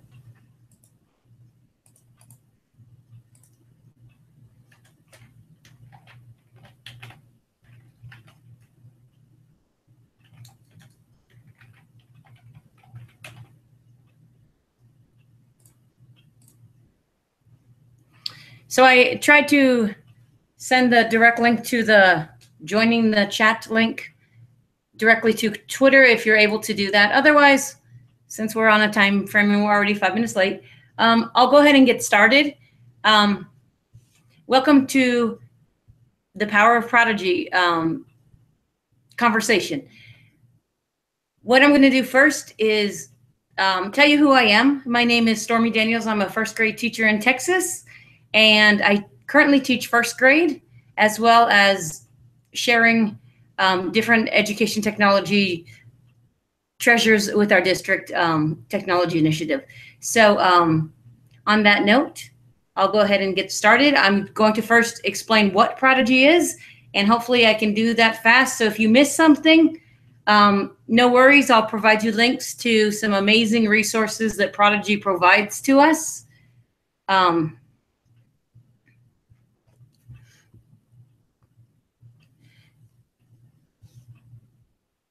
I think I'm on the screen now. I'm sorry. I'm having some technical difficulties. But I'll first do a quick introduction of what Prodigy is. And if you already use Prodigy, that's awesome. We need your voice to tell us how amazing it is for your class and the difference it's making. So let's go ahead and get started with the basics.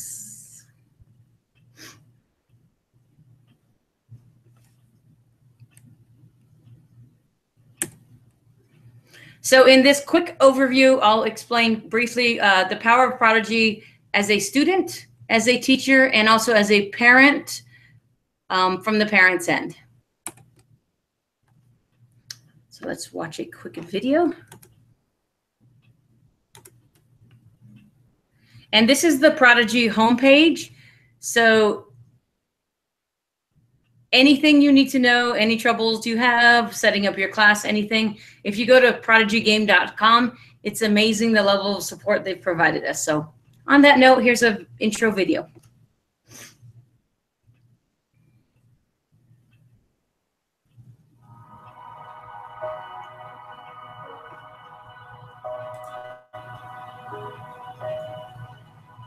Hi, I'm Karen. I'm a third grade teacher, and I want to tell you the story about how my class fell in love with math. Imagine your favorite video game as a kid. Now imagine that game with the math curriculum built into it.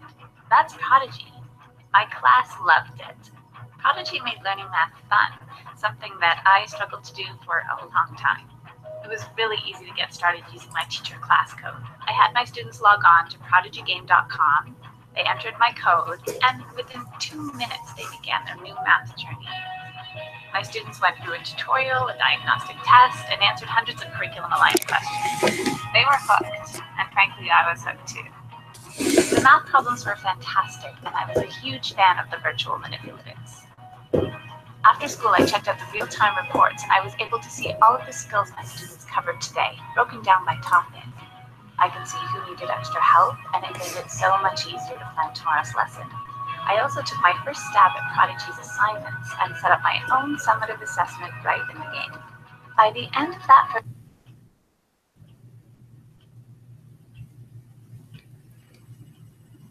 I'm sorry, I just realized that it's not sharing the proper screen in the Google Hangout. Let me fix that real quick.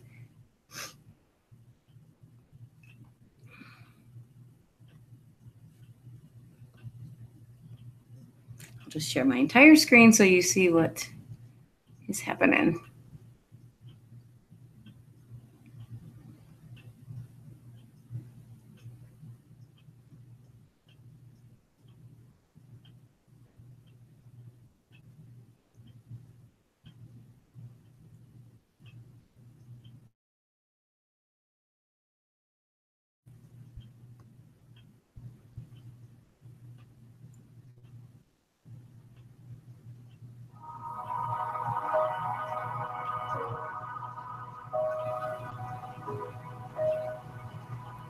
Hi, I'm Karen. I'm a third grade teacher, and I want to tell you the story about how my class fell in love with math. Imagine your favorite video game as a kid. Now imagine that game with the math curriculum built into it. That's Prodigy. My class loved it. Prodigy made learning math fun, something that I struggled to do for a long time. It was really easy to get started using my teacher class code. I had my students log on to prodigygame.com. They entered my code, and within 2 minutes, they began their new math journey. My students went through a tutorial, a diagnostic test, and answered hundreds of curriculum-aligned questions. They were hooked, and frankly, I was hooked too. The math problems were fantastic, and I was a huge fan of the virtual manipulatives. After school, I checked out the real-time reports, and I was able to see all of the skills my students covered today, broken down by topic. I could see who needed extra help, and it made it so much easier to plan tomorrow's lesson. I also took my first stab at Prodigy's assignments and set up my own summative assessment right in the game. By the end of that first Prodigy class, I knew I had found an awesome engagement tool. But by the end of the week, I realized I'd found an assessment, feedback, and differentiation tool, all built into one game. In my first week using Prodigy, I had saved about 2 hours in prep and marking time alone. On top of that, Prodigy is completely free.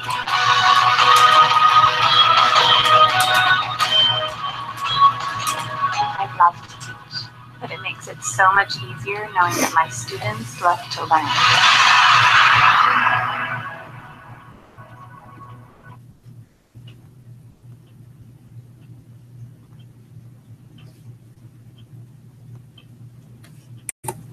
Okay, so that was just a quick overview of a teacher's perspective on Prodigy. And again, I got that video directly from the prodigygame.com website. Again, there's a ton of resources, so we're not alone in the Prodigy game. And here's the perspective from a student. Hello, my name's Elijah. I'm talking about Prodigy. There's events in Prodigy. Every time you fight, there's going to be a math problem, which you have to answer, and then you'll attack. To help you, there's a hint button, which is a light bulb. Also, there's 9 squares, which gives you base 10 encounters, some more stuff. I love Prodigy. I love Prodigy, and I hope you love Prodigy too.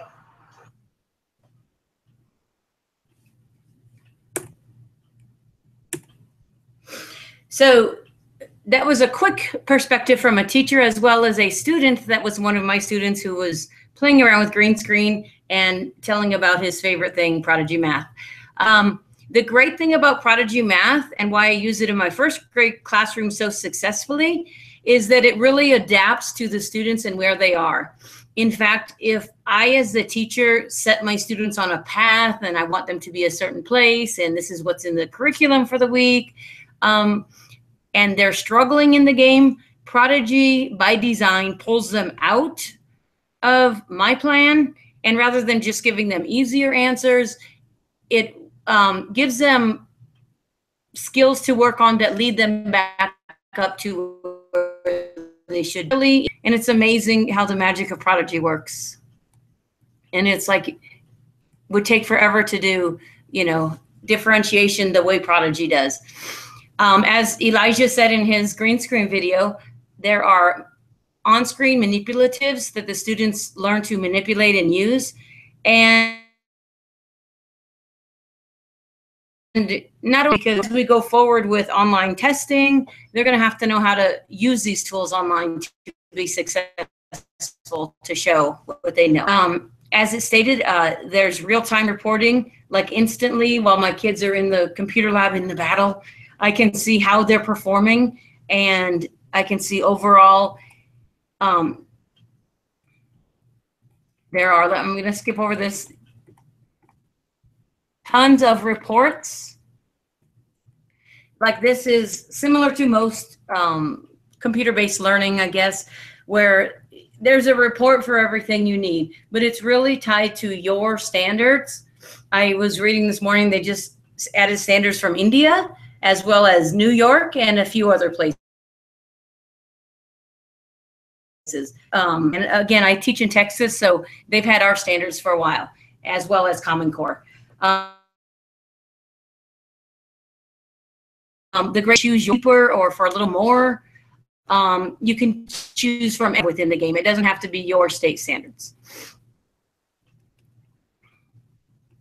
And I'll just show you really quick to create a game. We're going to talk about it right now, and I'll share to create a class. We'll talk about it, but really it's simple. You log in, create your class, and it guides you step by step by step. And if you're going to get your kids to play, let's say the first week of school, really that's all you have to do. The first thing it's going to do anyways is going to give them an initial assessment, and that'll kind of give you and the game little onto where they're at and then where to go from there. This is the dashboard where you'll come across when you first log in. And it's pretty simple. You have your students category, the planner, and reports. And those are pretty self-explanatory. Planners, excuse me, I'm talking too fast trying to get through the nuts and bolts so we can have our conversation. But all of these things are very explicitly supported in the online resources at prodigygame.com. And the support personnel there are phenomenal in helping teachers. The reason they created the game is to get students to love math and code. So again, that would be your students view, your planner view. And so those things, it's very cut and dry, self-explanatory, very similar to other resources you've probably already used. The great thing about Prodigy that's different than I send my kids to the computer lab and they play this or they played that, is that Prodigy can really align to your curriculum. And so your math becomes eased and the students are excited to get to the next level. When they make a mistake, it does provide immediate feedback, and they're able to get a quick hint, as Elijah was saying in his green screen video. They get a hint, and they also get a quick little lesson, and then they're able to retry to solve the problem. We'll watch this video real quick on how to get started.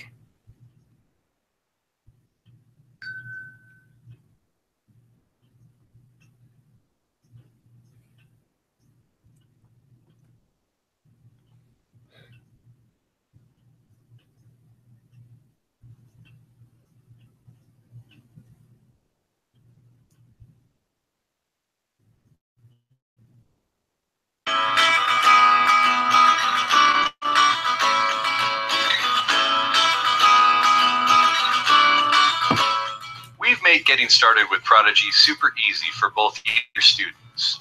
The first step is to provide your students with the class code that is located within your teacher account. In a Prodigy teacher account, you have the ability to create multiple classes, and each class will have its own unique code.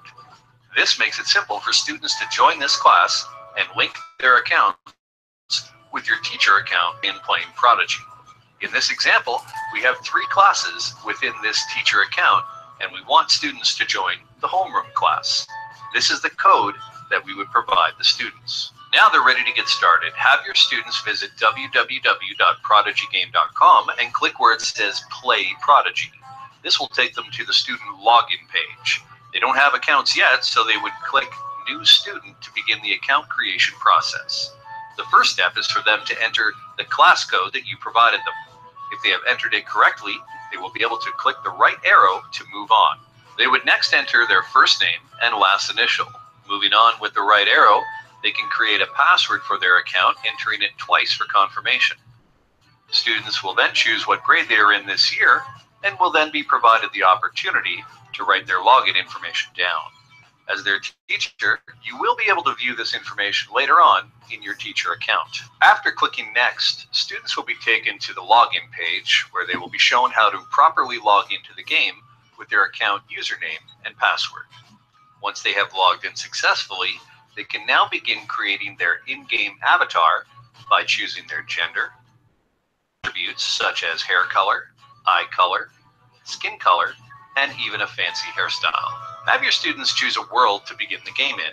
These worlds feature identical game maps but represent servers within the game. If students are in the same world, they will be able to challenge each other later on in exciting math battles. For now, they can choose any world or even play in offline mode where no other players are nearby. Upon players, one companion named Newt, who will guide the player through a short tutorial on how to play Prodigy. It won't be long into their adventure before students encounter their very first math challenge. In knowing it, when they first begin playing, Prodigy's diagnostic test will field them questions in the game that will assess their true abilities and eventually place them at the appropriate grade level.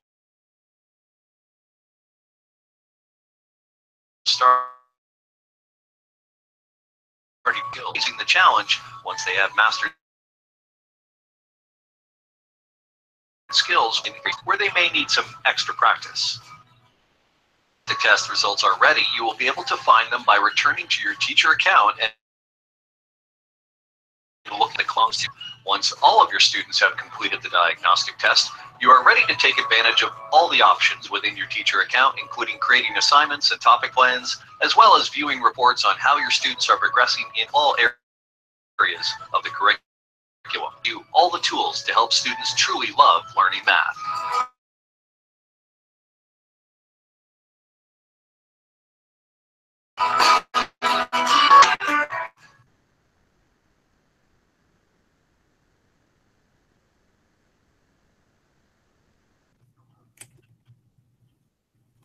Okay, and that's it for the intro. I apologize for the technical delay.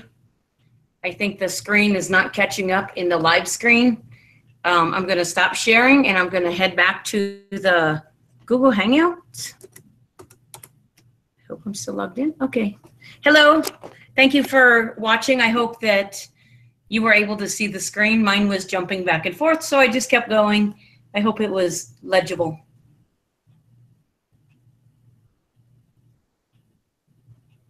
Would anyone like to share how they're using Prodigy or take the mic?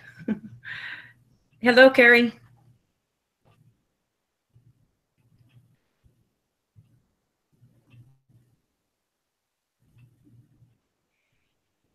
Hello. I've never used Prodigy before, but I was really interested in it, and so I'm just here to learn, I guess. That's awesome. It's so easy to set up. Like really, it probably takes you 10 to 15 minutes.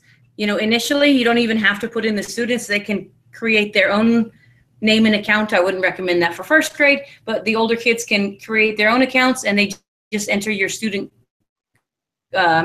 class code, easy. And then that first week of school when we're doing, you know, all of the stuff we have to do outside of it, right? They can be playing and you're gathering all of that data. So it's really, really amazing and they love it. They think they're playing a game.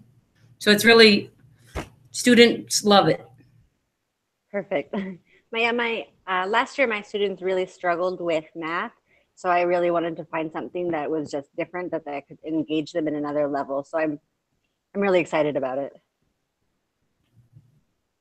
I think you found your ticket. I even play Prodigy with my students, but I don't play so often, so they beat me all the time, and you know.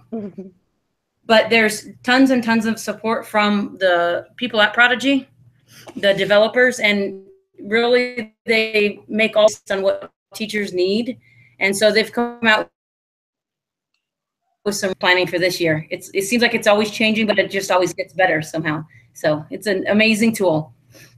Great.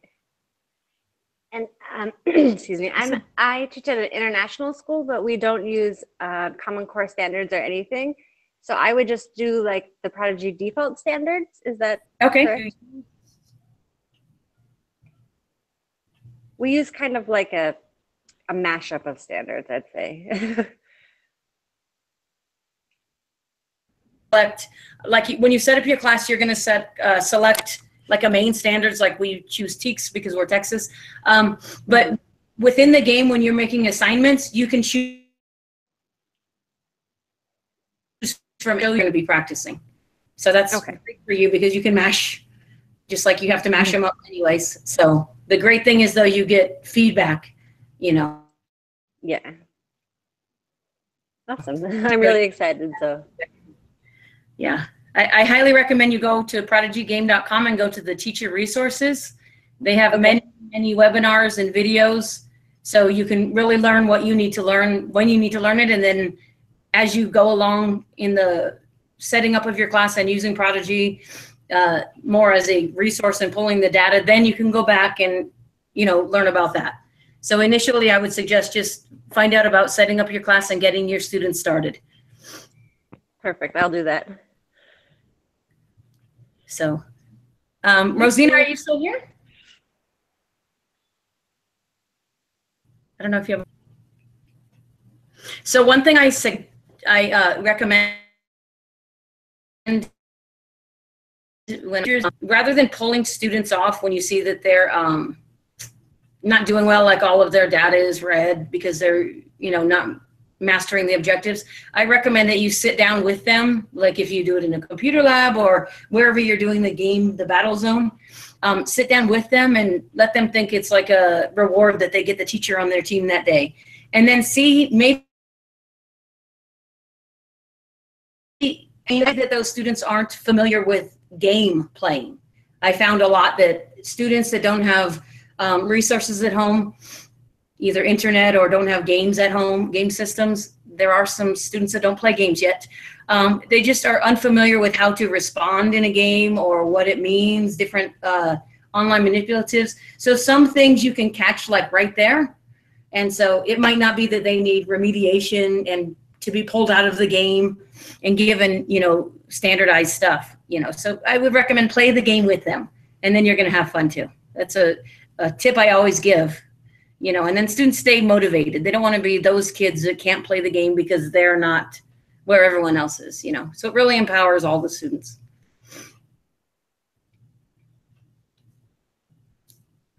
And let's see.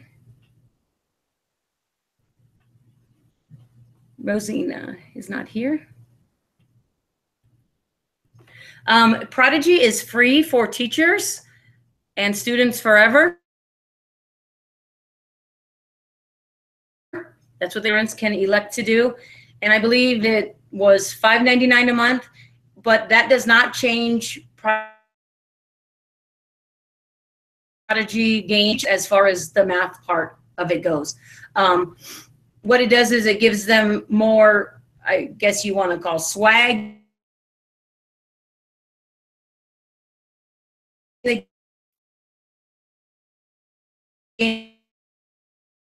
Game, it'll not at a higher math to become members is that they're more motivated. Once parents see that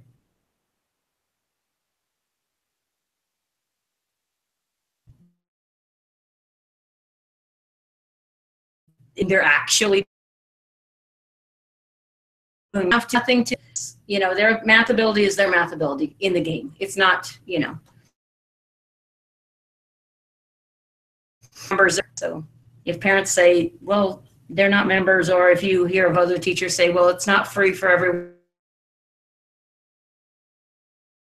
or free forever. So the greatness of Prodigy is free.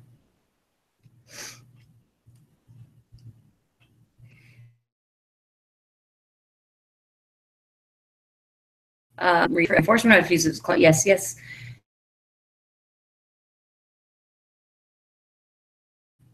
When they cannot hear. Yeah, I'm not sure. I don't have many students in my for the resources to pay for membership, so I'm not familiar. But again, when they have responsive to trouble calls, so that might be something that you want to send a note to them, and they can fix that with that department. And you mentioned that the video keeps freezing and cannot hear. On older iPads in my classroom, we're fortunate to have a lot of devices, but some of them are older, and that's okay. We still appreciate them, right? Because some don't even have that. And so we mainly play Prodigy when I want them to do assignments and such in a computer lab session, probably one session a week. And then in class, if they earn extra Prodigy time on the iPads, then they know if it crashes, they just get back in. And since they want to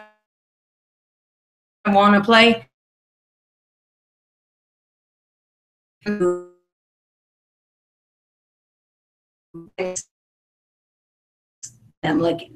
or anything they're not sure about using Prodigy, how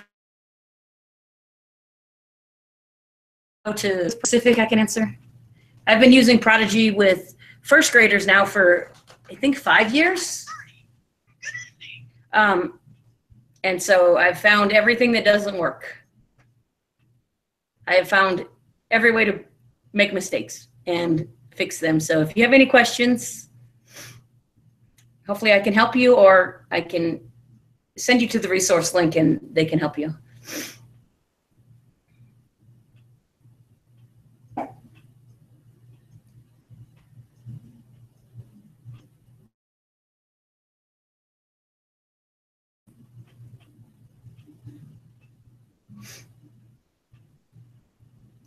I think Rosie. Oops.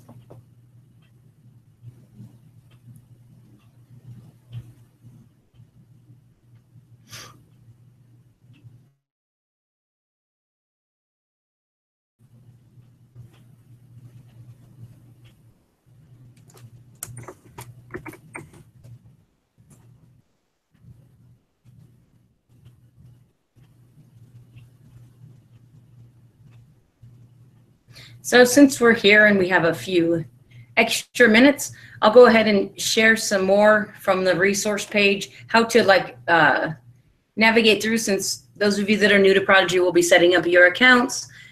As soon as my page loads, I can share that screen with you and kind of navigate you through how to set up a class and what to do. As soon as I get into, okay, so I'm going to share with you my entire screen again, so you won't see me. Oh, wow. So this is my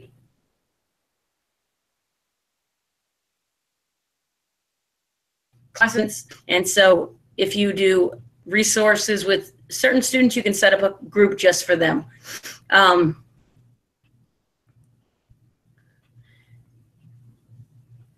I'm going to go into one class, and I'm going to go into a sample class game. That way you don't see actual student names. So this is only 2 students here. If I was to set up a new classroom, and I wouldn't have any classes here, so I just simply click the plus and name my class, new class, or I would choose first grade, create class. If you teach multiple grades, you can set any grade there.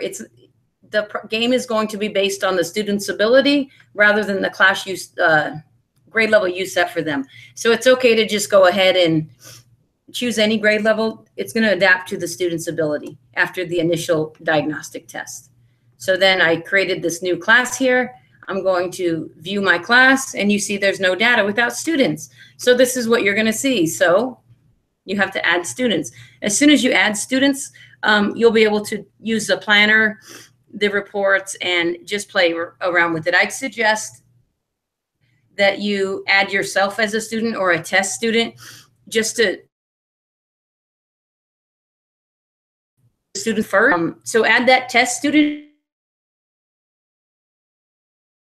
and then your student. Then when your students are going through their tutorial, you'll be able to help them when they get stuck. There's a little arrow they have to follow, and sometimes they don't want to pay attention to that arrow. So maybe you'll be able to just guide them through that if you've already been through it. And you see that I don't have students. My planner, I can go ahead and create a plan. And I always think of the planner, creating a planner, as like the scope and sequence for the year. So I could go ahead right now before school starts and set up my plan. And that's like tier 1, like where are we going to be at? What is unit 1 standards? It goes from what date to what date. So think of your planner as your scope and sequence of the regular unit. And then create a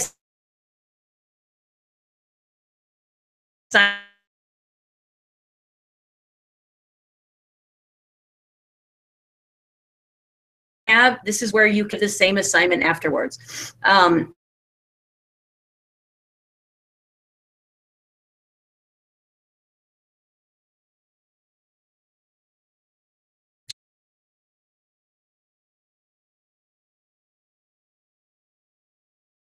You're in a year, right? So really important, creating assignments. You can differentiate.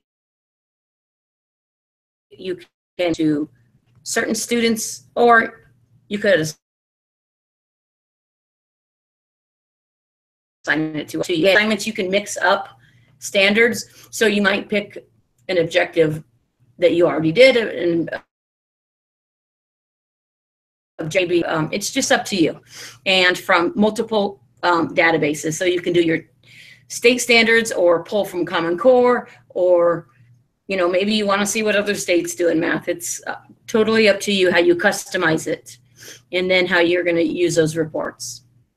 And if you noticed, I clicked on this little question mark, and I'm going to click on resources.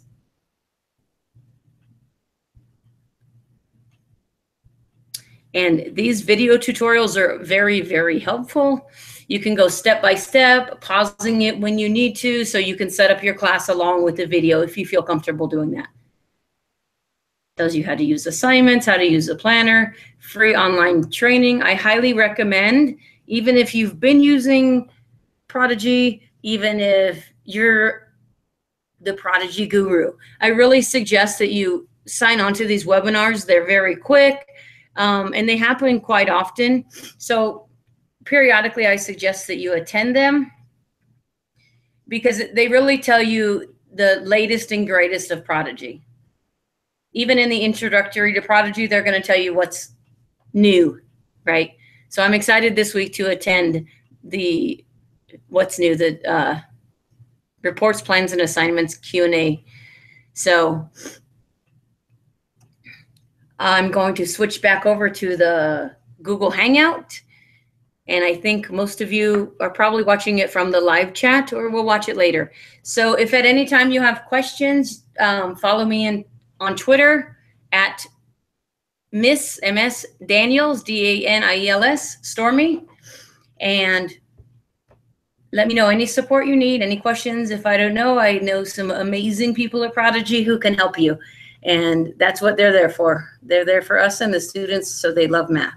So I'm going to stop sharing and come back over to Google Hangouts.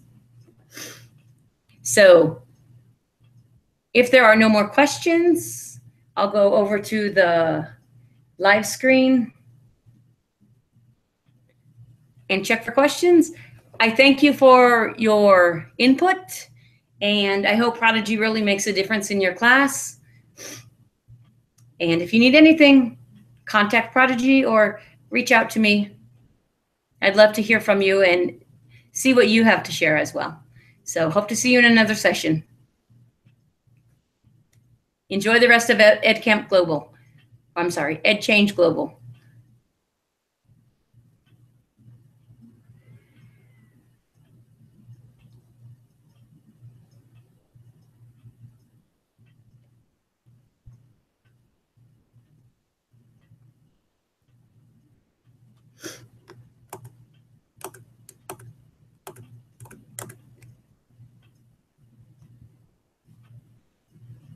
Closing out, I'll screen share contact information in case you need it. I'm sorry my screen's jumping all over the place. I didn't intend to use my laptop, but we make it work however it works, right? So there you go. If you have any questions, need help getting started, reach out to the amazing team at Prodigy, and good luck. Have a wonderful school year.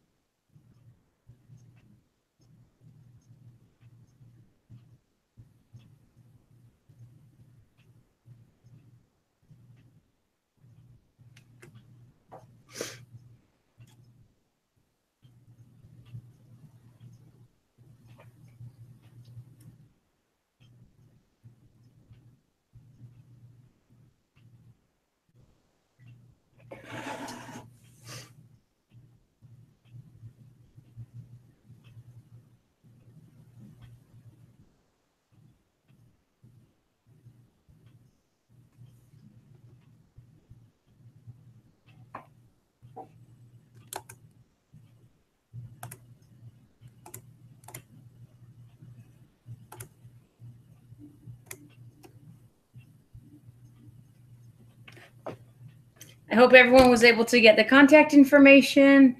Have a great rest of your conference, and I'll see you in the game.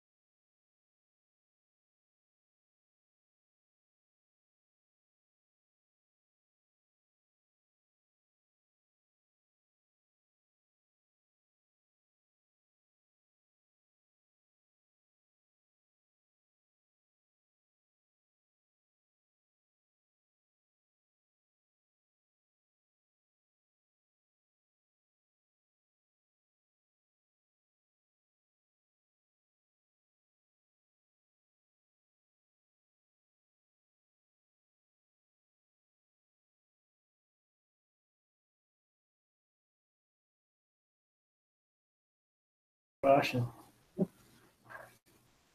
I don't see the image anymore. Is the webcam not on? On. Oh, there we are. There we are. All right. It's talking like me. Let's mute the mic for a bit.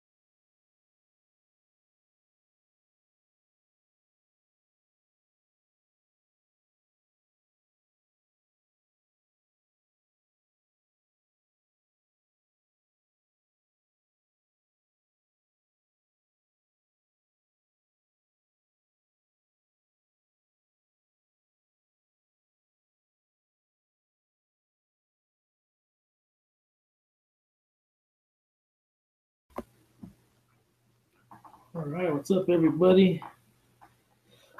I'm not Russian. This is a Davy Crockett hat. That's right. So. And I've got my poop emoji hat.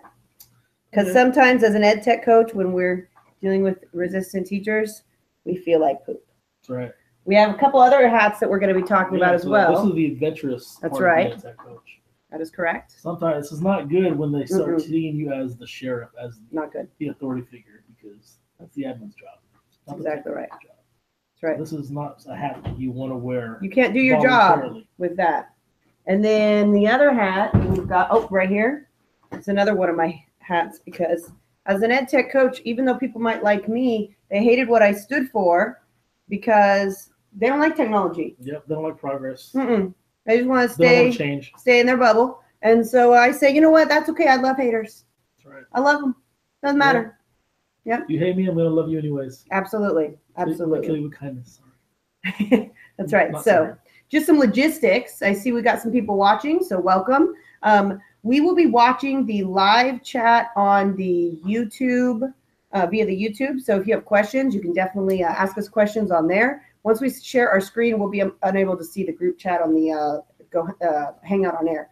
But we will check it on the live chat. And then we'll also try to check if you've got questions, tag either of us on Twitter and ask some questions, and we'll look at that as well. Yeah, so put this here. Oh, the Twitter. It's supposed to be on the presentation, but. Yes. And welcome, Peggy. Also welcome to Irene, who's here on the live Hangout. Welcome to everyone else as well. So I'm being adventurous right now and representing the Central Valley, California. Oh, yes. It's where we're from. We are drinking the Highway 99 Golden Ale from Tiger Sequoia Brewery. Correct. Our favorite brewery right now. So it's kind of our go-to beer. At the moment. So I'm being adventurous. I'm drinking beer on a Google Hangout. So, you know. That's right. Just saying. So Peggy's back. Yep, we've been hanging out with Peggy all day. Love it. Oh, Reba's back too. All right. Awesome. She's in the last session, so good to see some familiar faces. So absolutely. No further ado, let's go ahead and get the show on the road. Absolutely. We'll start sharing our screen. You probably won't be able to see us wearing the hat, but we have pictures of the hats on the slide deck. That is correct. So again, if you want to get access to our slide deck, you go to my website, techcoachwaters.com. You'll see the hashtags tab. On the drop down, you'll see Add a Cat, which is for Catherine and I. We'll play in our names. Click on the Add a Cat tab or link and go down to where it says EdChange Global 2017, and you'll see our sessions that we've done jointly. This will be, I believe, the second one in the list. So with no further ado, let's get the show on the road. That's right. Give us a moment to share our screen here. And oh, sorry, we're getting a crazy loop. That's fun. That looks really cool.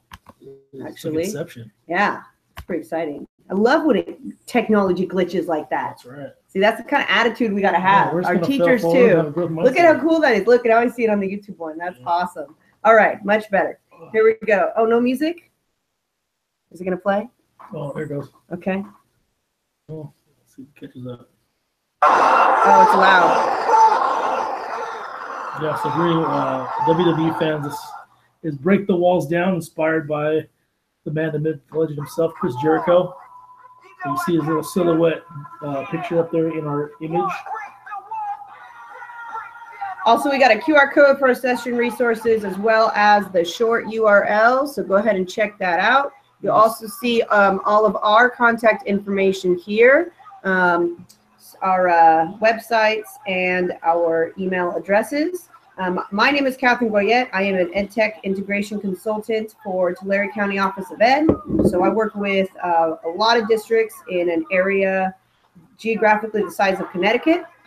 K-12. Prior to that, I did a lot of work with elementary, so K-6.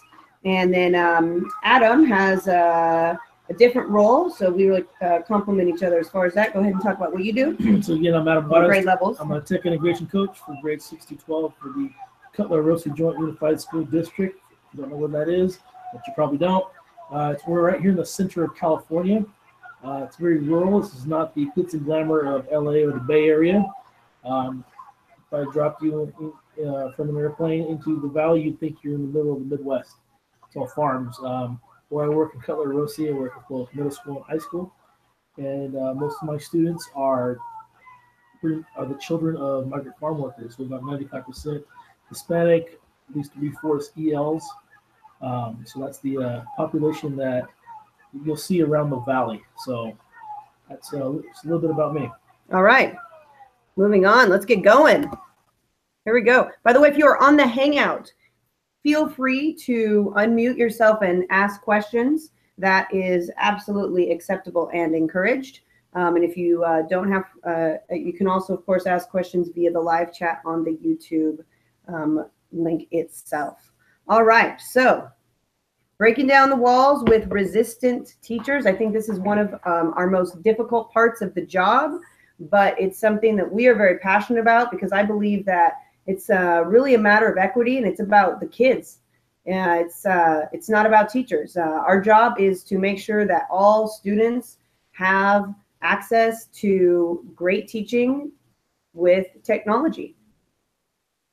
So that being said, you know what? We're not in the business for the comfortability of teachers and adults. We're in this for the what's best for students. We'll be sharing some of our war stories here, dealing with teachers who just don't want to evolve, for lack of a better term. And we'll talk about some who took the plunge and now are so grateful that they did. So some ways to connect with those who might be just a little resistant.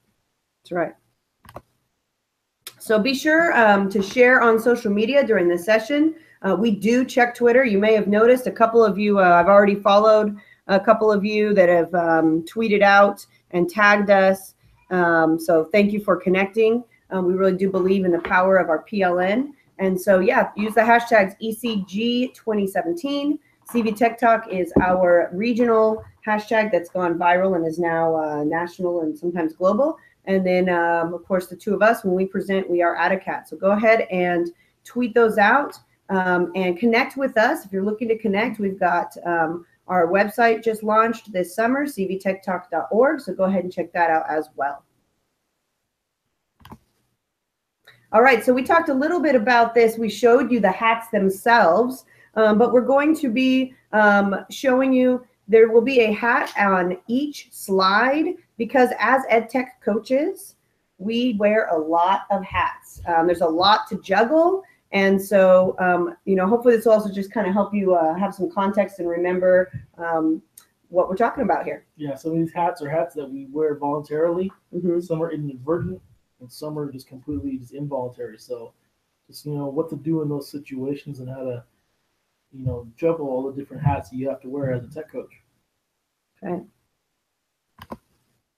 All right, so some of the teachers that I've worked with, and you may have similar experiences, when they think of technology in the classroom, this is what they imagine.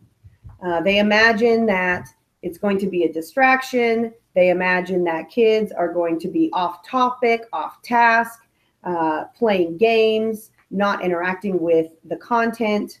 And so honestly, we have that I love haters hat there because they hate technology. They are fearful of it. They don't want it. And we have both experienced teachers that are like that, that are very resistant. But we just love them anyway. We love those haters. I would argue that the technology is not the problem in this image. It's the cemetery style rows that you see in that classroom. That's one problem. That's one big problem right there. And pretty much how the technology is being used is another huge problem. I mean, the teachers, they hate technology because they hate the unknown. They fear it. And you know what? Take a look at those kids and their devices. Look how engrossed they are with those devices. If you could only find a way to leverage the power of that device for something academic and what she's trying to teach, you hit a home run. And the haters don't really see that. And those haters, I mean, you look at this teacher, she's frustrated. I mean, she hates technology, but she also is frustrated standing at the front of her class, unable to connect with students. And we know that the best way to impact kids is to actually make that connection and that those relationships are key. And so it's so important that we try to talk to these teachers and get them involved in these students' lives and understanding that this is the world they live in and how we can make that connection and ultimately make them a better teacher. It's about making them a better teacher for their kids. Some teachers get very frustrated, and I get it. They get frustrated because they say, oh, you know what, the Wi-Fi is always down. I'm not even gonna try. I don't even want to use technology because Wi-Fi is always, I hate it. Yeah, you know what? I'm sorry, haters, but you know what? The Wi-Fi going down is not problem for you to completely write off technology. Let's prove it. It's a cop-out and it's an excuse. This is what I show them. Yes. Should we show them? I think we should. Let's show them what we show these teachers that say, oh, Wi-Fi's out. The best household advice from the president to the next president: get better Wi-Fi in the White House. You know, the whole tech thing, we've been trying to get that straight for the next group of folks, because there's an old building, and so there are a lot of dead spots where Wi-Fi doesn't work. Wi-Fi doesn't work in the White House. Well, I guess Obama just completely gave up on technology, right? Yeah, I'm pretty sure that he didn't say, never mind, never going to use technology. He called the Pentagon and said, you know what, no more digital warfare here now. We're going to go straight paper and pencil, because you just never know when the Wi-Fi is going to cut out. That's right. You just don't know. Yeah. You know, could be any time. It's completely 100% totally unreliable. Yeah. Yeah. So that's our response to hashtag sarcasm. To that. I will say, however, with this Wi-Fi issue, that it can be an issue.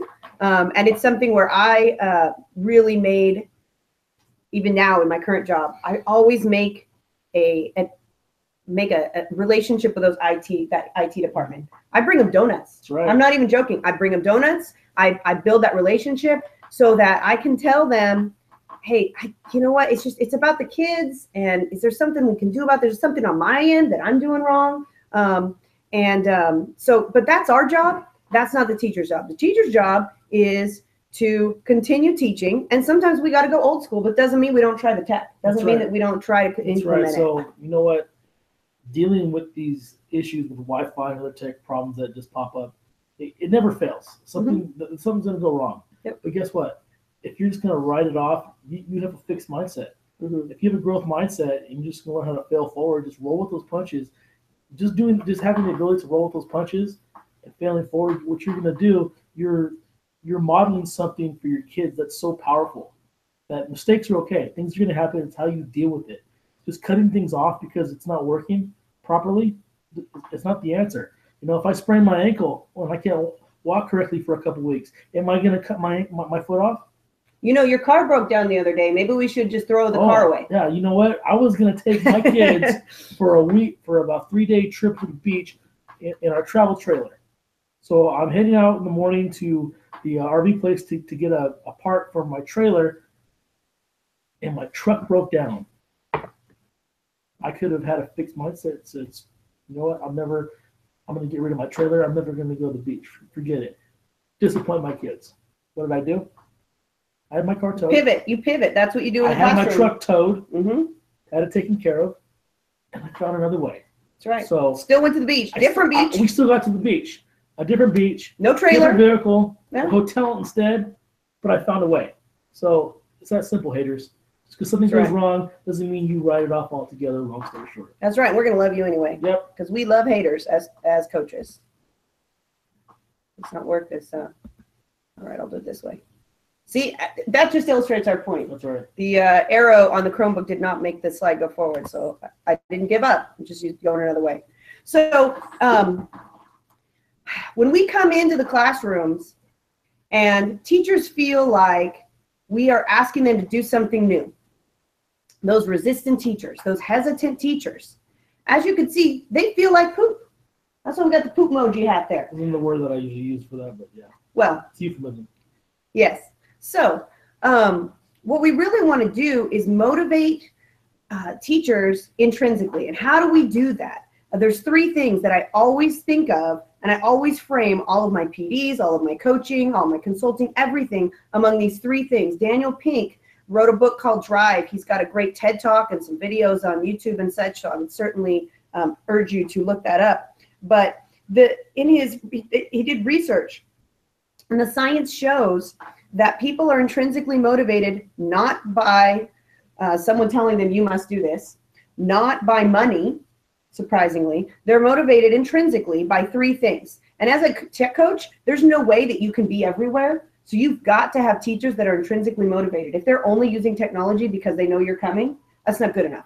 They've got to be intrinsically motivated to continue when you're not there. So the 3 things are autonomy, mastery, and purpose. So purpose means, as a teacher, I must feel that technology integration is actually a good thing and necessary. And so we're going to talk a little bit about that and how we can communicate that with our teachers so that we really have that strong why, that strong vision that this is for kids and it is necessary for the world they're living in today. The second thing, we had the purpose. The other one is autonomy. If as a teacher, I feel that you don't trust me as a professional to make my own decisions and that you're just saying, hey, I'm going to teach you Google Classroom, everyone must use it. Well, maybe there's something else that I want to use. Giving teachers choice and options within your instruction with them and coaching is going to help a lot. And then the third one is mastery. If I don't feel that I can accomplish something, I'll just shut down. I won't do it.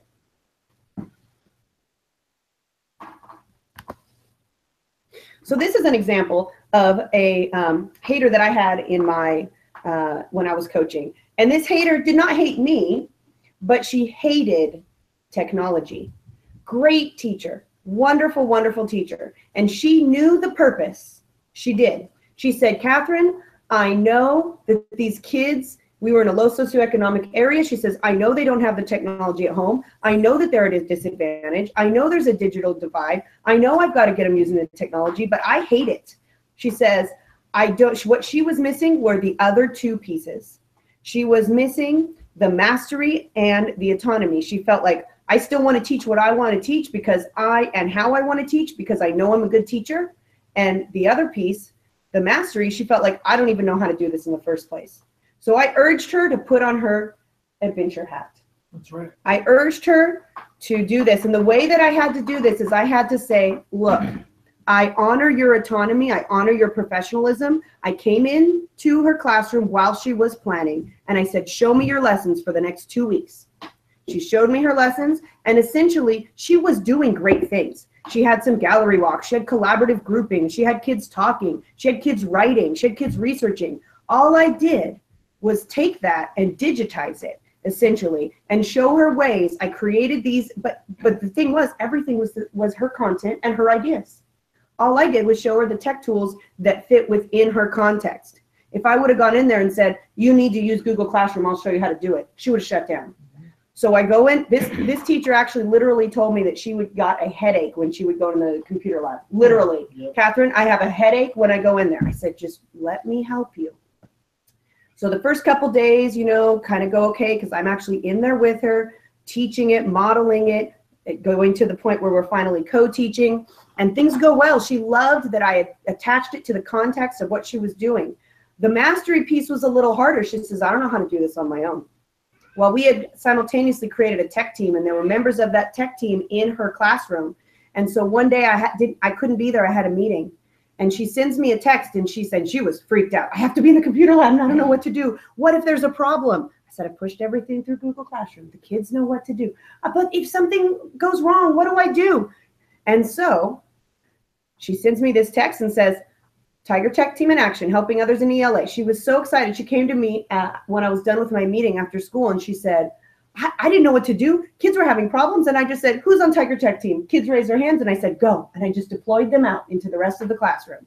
So teaching those kids or teaching those teachers that they can leverage the power of their students in their classroom really makes a big difference. So the story of that picture is both the honoring of the autonomy and the context of what they're teaching, as well as allowing the kids to help the teachers master the tech tool.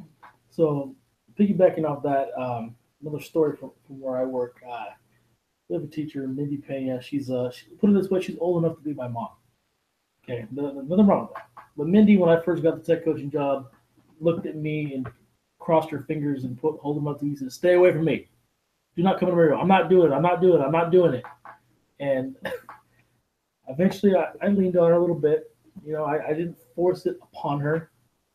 But eventually, once I gave her that autonomy and I helped her with that mastery, and the purpose was easy. She knew the purpose. It was, again, those other 2 points where she was hesitant. But once we finally broke down the wall and she, for lack of a better term, gave in, she just ran with it to the point where she's done such a good job. They featured her on a local ABC affiliate news story about what she's doing with her students, to the point where she talks about it. She was on camera crying about how it transformed her job.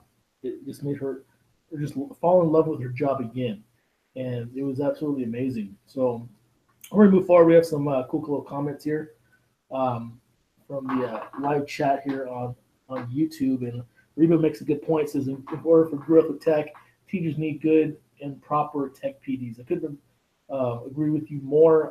You also went on to say about how they give you one tech PD in the beginning of the year and that's it. Yeah. So you know what? It's not coaching. I feel for you.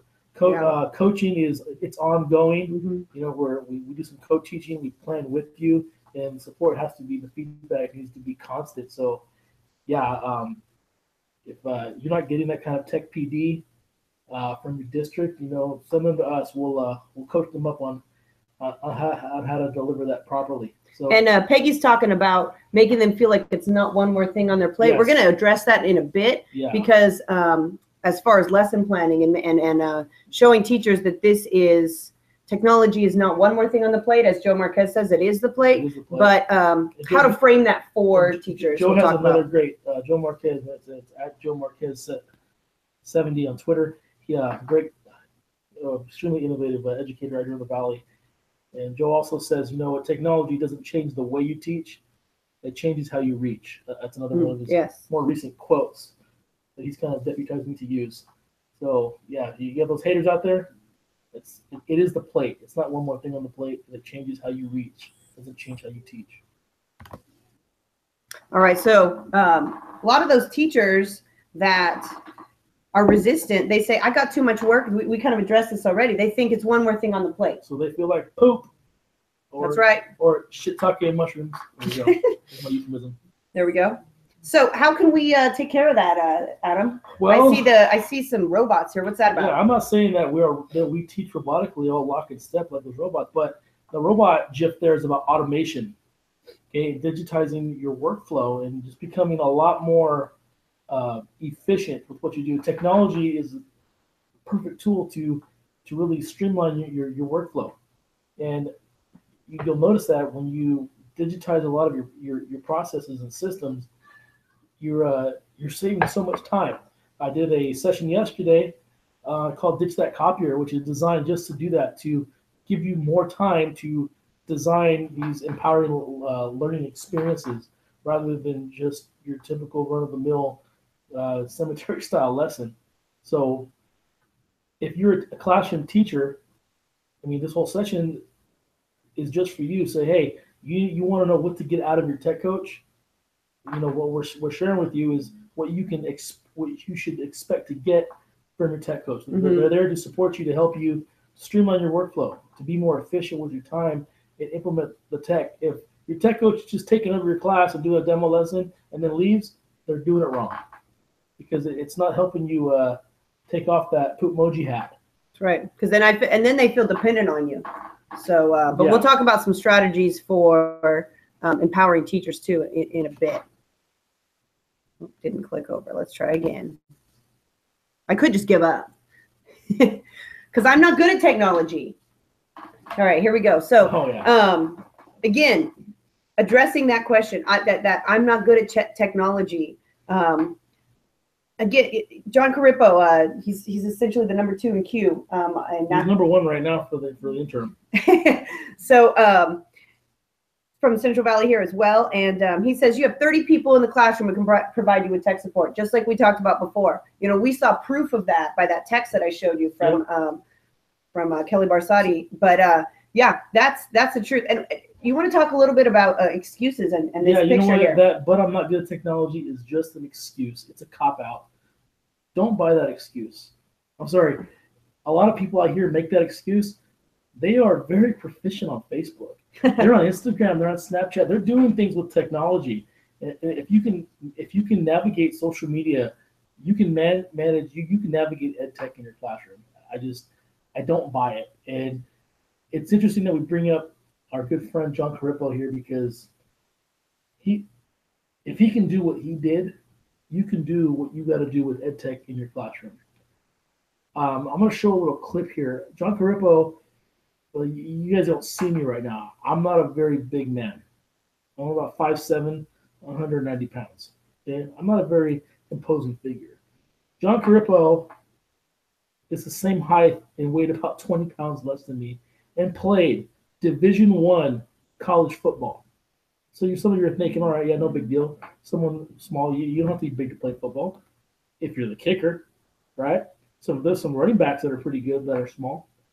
John Carippo played nose guard on the defensive line. Okay, your average defensive line nose guard nowadays is somewhere between 280 and 300 pounds, usually 6 feet and above. John Carippo was 5'7", 175 pounds, and from what he told me the other day, he only benched about 150. So how could someone that size play Division I college football? Let's take a look. Quick little clip, because if you think I'm lying, get a little clip here of John playing Division I college football.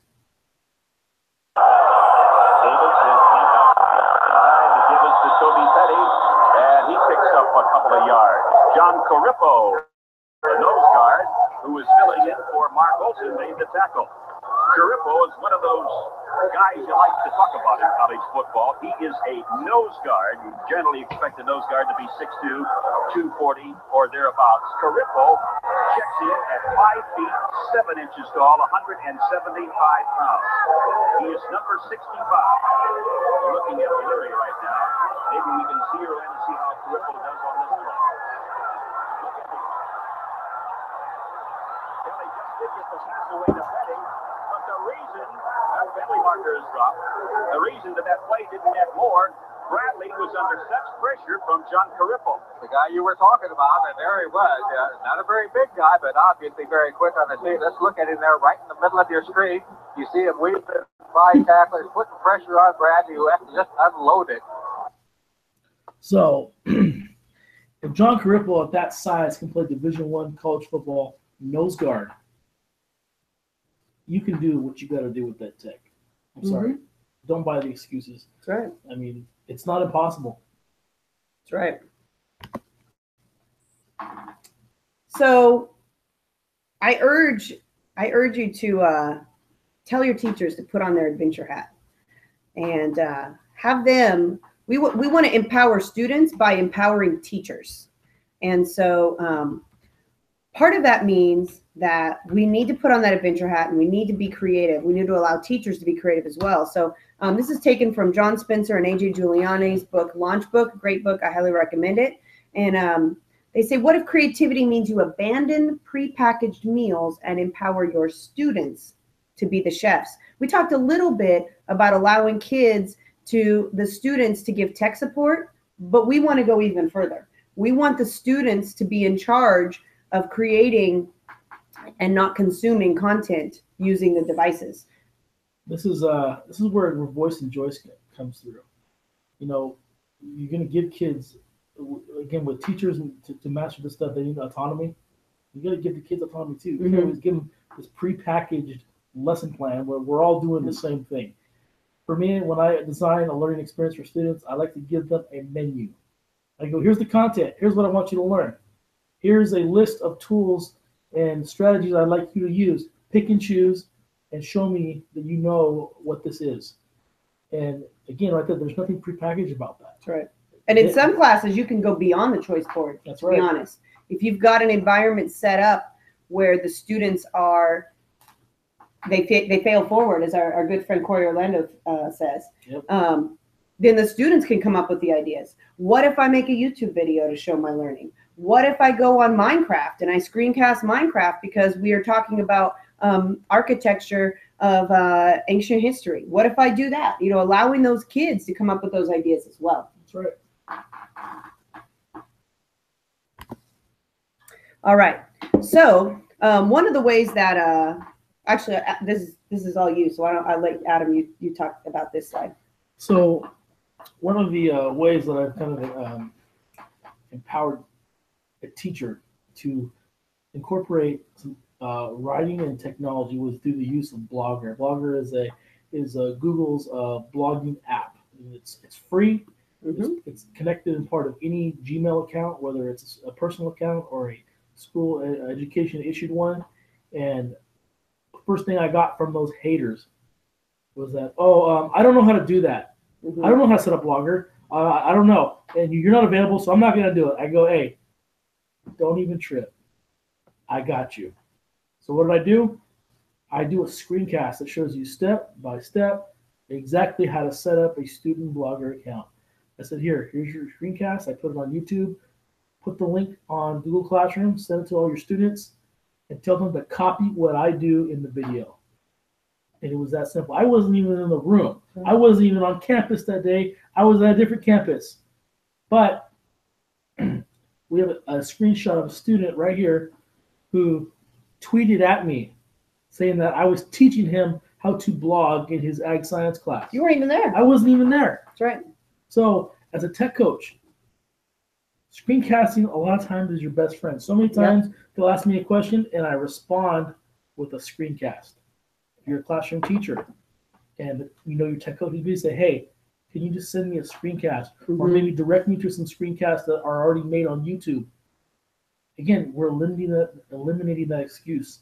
And if you know how to have that conversation with your tech coach, from the teacher to the tech coach or vice versa, that allows you to wear that adventure hat much easier. Now, if you feel if you don't feel quite ready to create a screencast or you don't have a tech coach, guess what?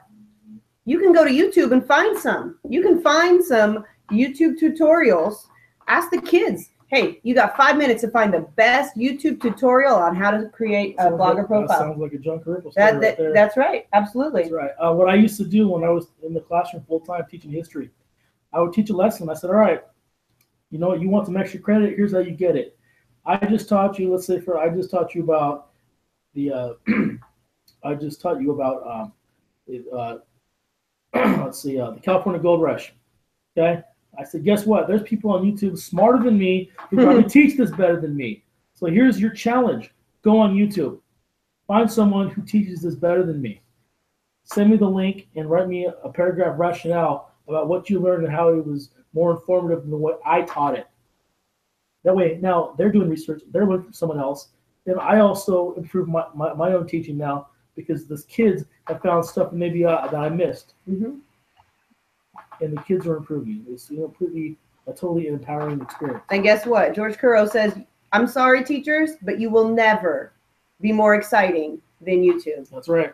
And so you know, I don't take that as an insult. No, That's absolutely not. how it goes. So we have a question from Peggy.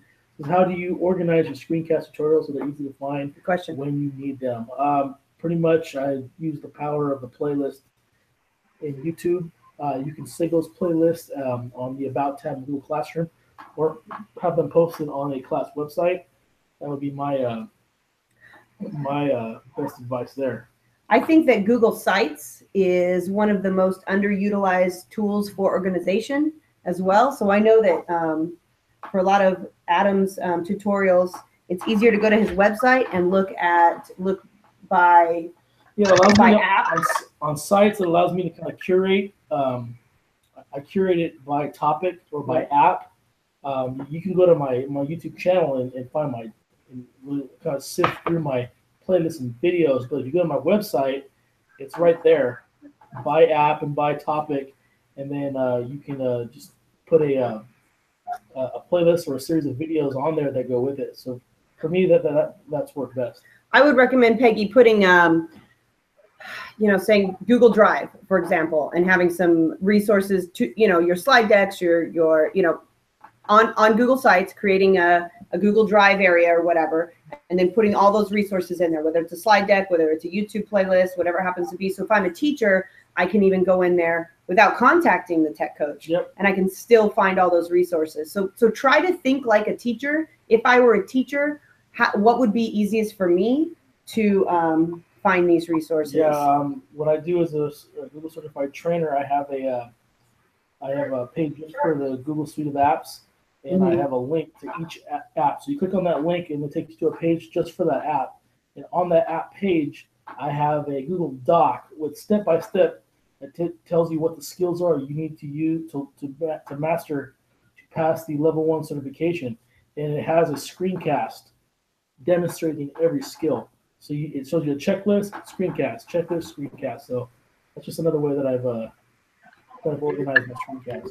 Yeah. Great Adam and question. Catherine. Yes. Hi, I'm Irene. Yes. as a coach, I've really encouraged teachers to not so much knowing the tools and teaching the tools, but if a student uses something that they don't know, let's say they want to use Prezi and the teacher doesn't know what that is, how to really use it, the teacher doesn't need to be, because the students, like you guys are saying, will figure out how to use it. They're going to go on YouTube, they're going to find the videos and screen tutorials. So I really try to support my teachers and not necessarily always show tools that they know that are options for students. Yes. That's brilliant. I would agree. Absolutely. Yeah, you're preaching to the choir here. Yep. Yeah, because it is the kids that really need to be leading the learning anyway, and you don't want to teach the tool. So yeah, I like that. Excellent. All right, we kind of went over this. I'm going to skip ahead here. Okay. So in order to really wear that adventurous hat, if you haven't figured out, that's probably the hat you want to be wearing. That's the fun hat to wear. That's when you know that you've accomplished something. So in order to really wear that adventurous hat, I want you to think of feeding yourself before you feed your team. If you're a tech coach, your team obviously is going to be the teachers you serve. If you're a classroom teacher, that team is obviously your students. So I want you to think of it this way. Think of when you're on an airplane. Okay? When they always talk about, if in an emergency, if the oxygen masks drop down, make sure you put it on yourself before aiding someone else. So that's such great advice, because if you're trying to help someone else and you run out of air and then you die, and the person that you're trying to help is going to die. So it goes into the same thing with wearing that adventurous hat as a tech coach. You got to feed yourself. How do you feed yourself? Me personally, Twitter. I rely on my PLN to give me feedback, to give me ideas, to share their ideas with me, and then I take those ideas, I synthesize them, I bring them back to my team, and I share them with my team, and I help them use all that stuff. So this GIF here kind of encapsulates the feed yourself, feed the team idea. I'm by no means a Dallas Cowboy fan, even though Ezekiel Elliott here did help me win my fantasy league last year, but Ezekiel Elliott, every time he does a big play, he does that little thing in front of his face where he says, "Feed me, feed me, feed me." Because if you keep feeding Ezekiel Elliott, he makes the team look good. And if you think about football, a good running back controls the clock, controls the tempo of the game, and is going to give you the highest probability of victory. So again, go out there, feed yourself, then you bring it back to your team. Your team will benefit from it. But you can't feed that team if you're not putting yourself out there and looking for those resources. And from our experience, Twitter is the biggest resource along with YouTube. Absolutely. And as you begin to build that PLN, you really feel, and you're feeding yourself that way, you feel so much more confident to go out there and feed your team. There is no way, technology moves so fast. There is no way that you can be an expert at everything. But I know, because I've built my PLN and I've been feeding myself through Twitter, through Voxer, through these various groups, I know that Jamie Donnelly is awesome at VR and AR, and that's who I'm going to go to when I have a question. I know that there are certain people that are experts at specific things, and so that's really helps me to then feed my team. Yeah, I know if I want to know about Flipgrid, I'm gonna hit up Carly Mora. I'm gonna hit up Katie McNamara. If I want to know more about Microsoft's tools, I'm going to hit up Lamar Treadwell. That's right. If you're building a PLN, you start figuring out who's the expert on certain things, so I don't have to be the expert. That's right. Okay? I know who to go to give me that information. That starts to build confidence for your teachers as well, because they know that you will find answers for them. We talked about this. I'm going to skip ahead here. As far as building your PLN, we've got we just launched our website, cvtechtalk.org, for our region. It started as a regional group just actually started as a Twitter chat, because we know that as a technology, if you're trying to make a difference with a lot of people, there's no way you can be everywhere. And so we believe in the power of collaboration. So we started a hashtag and a Twitter chat, and it's really grown by leaps and bounds. It's now got we've got national regulars and sometimes international. So check out this website and connect with us because there's, not because of us, but there's some amazing people that are on these chats every week. Some of the people who are in charge of the ECG 2017 are regulars, like Katie McNamara. That's right. When we did our chat, our topic was AR, VR. Mhm. Donnelly That's right. took over. It was great. Mhm. Again, CV and CV Tech Talk stands for Central Valley, here in the Central Valley of California. And don't feel like if you're not in Central Valley that you can't participate. I mean, we have regulars from all over the state, including members from across the country, and we regularly get people outside of our borders. So it's grown much farther beyond than we ever imagined, and it's just, again, it's about building those connections. Absolutely. CV Tech Talk is not just on Twitter. Okay, we're on Facebook. We are on Google Plus. We're on Voxer. We're on any pretty much social media platform that you can think of to make sure that the lines of communication are never stifled. So again, we've got the Facebook and the Voxer and the Google Plus groups. The reason that we added various ways is because, you know, you've got to have those teachers. You've got to connect with them where they're at. We talked at the beginning about connecting with the kids where they're at, with the technology they're familiar with. Ed tech geeks like us are always on Twitter. But what we found is these teachers that are not as familiar with Twitter, they might get an account, they might be on every once in a while, but they forget about the chat. They don't know to look every Wednesday. So then on a whim, we kind of, Adam started a Facebook group, for example.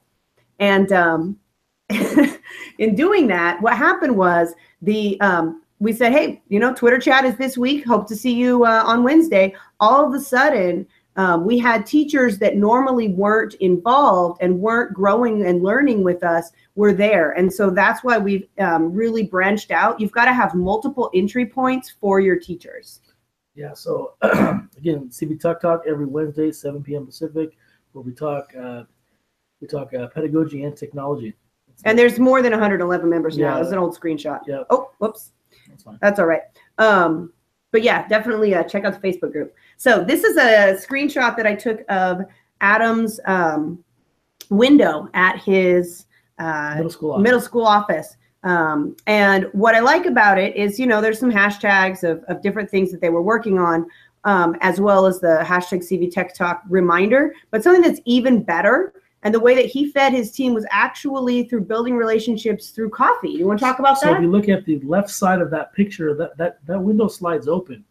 And you open that window, first thing in the morning, I got a fresh pot of coffee.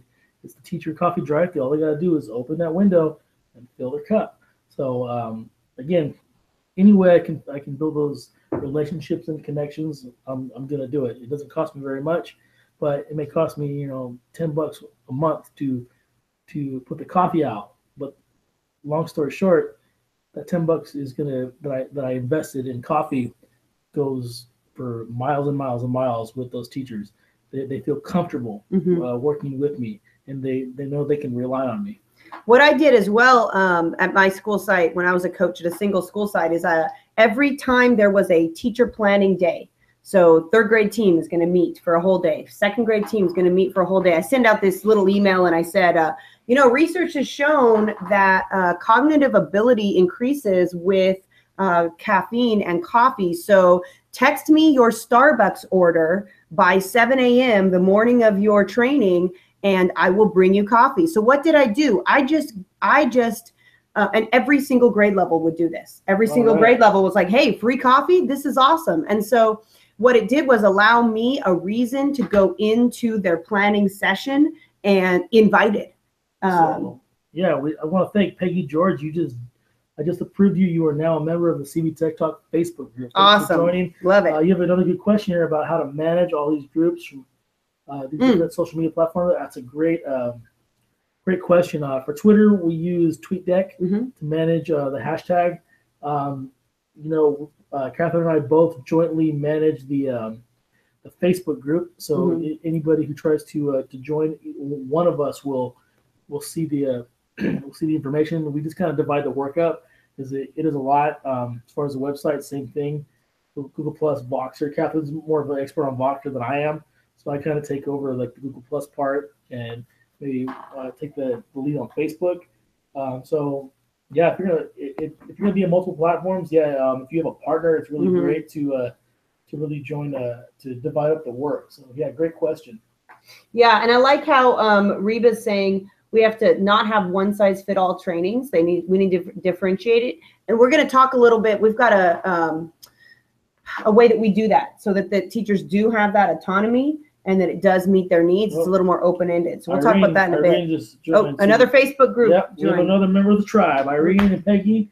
Our CV Tech Talk tribe members now. We got a lot of people checking out our Facebook groups. That's right. This is awesome. Yes. I love it. Well, Facebook groups are pretty exciting. Yes, they're very So, one thing that I think is really important too is making sure that you are involved in whatever the teachers are doing and using that collaboration. So this is one of the resistant teachers that I had.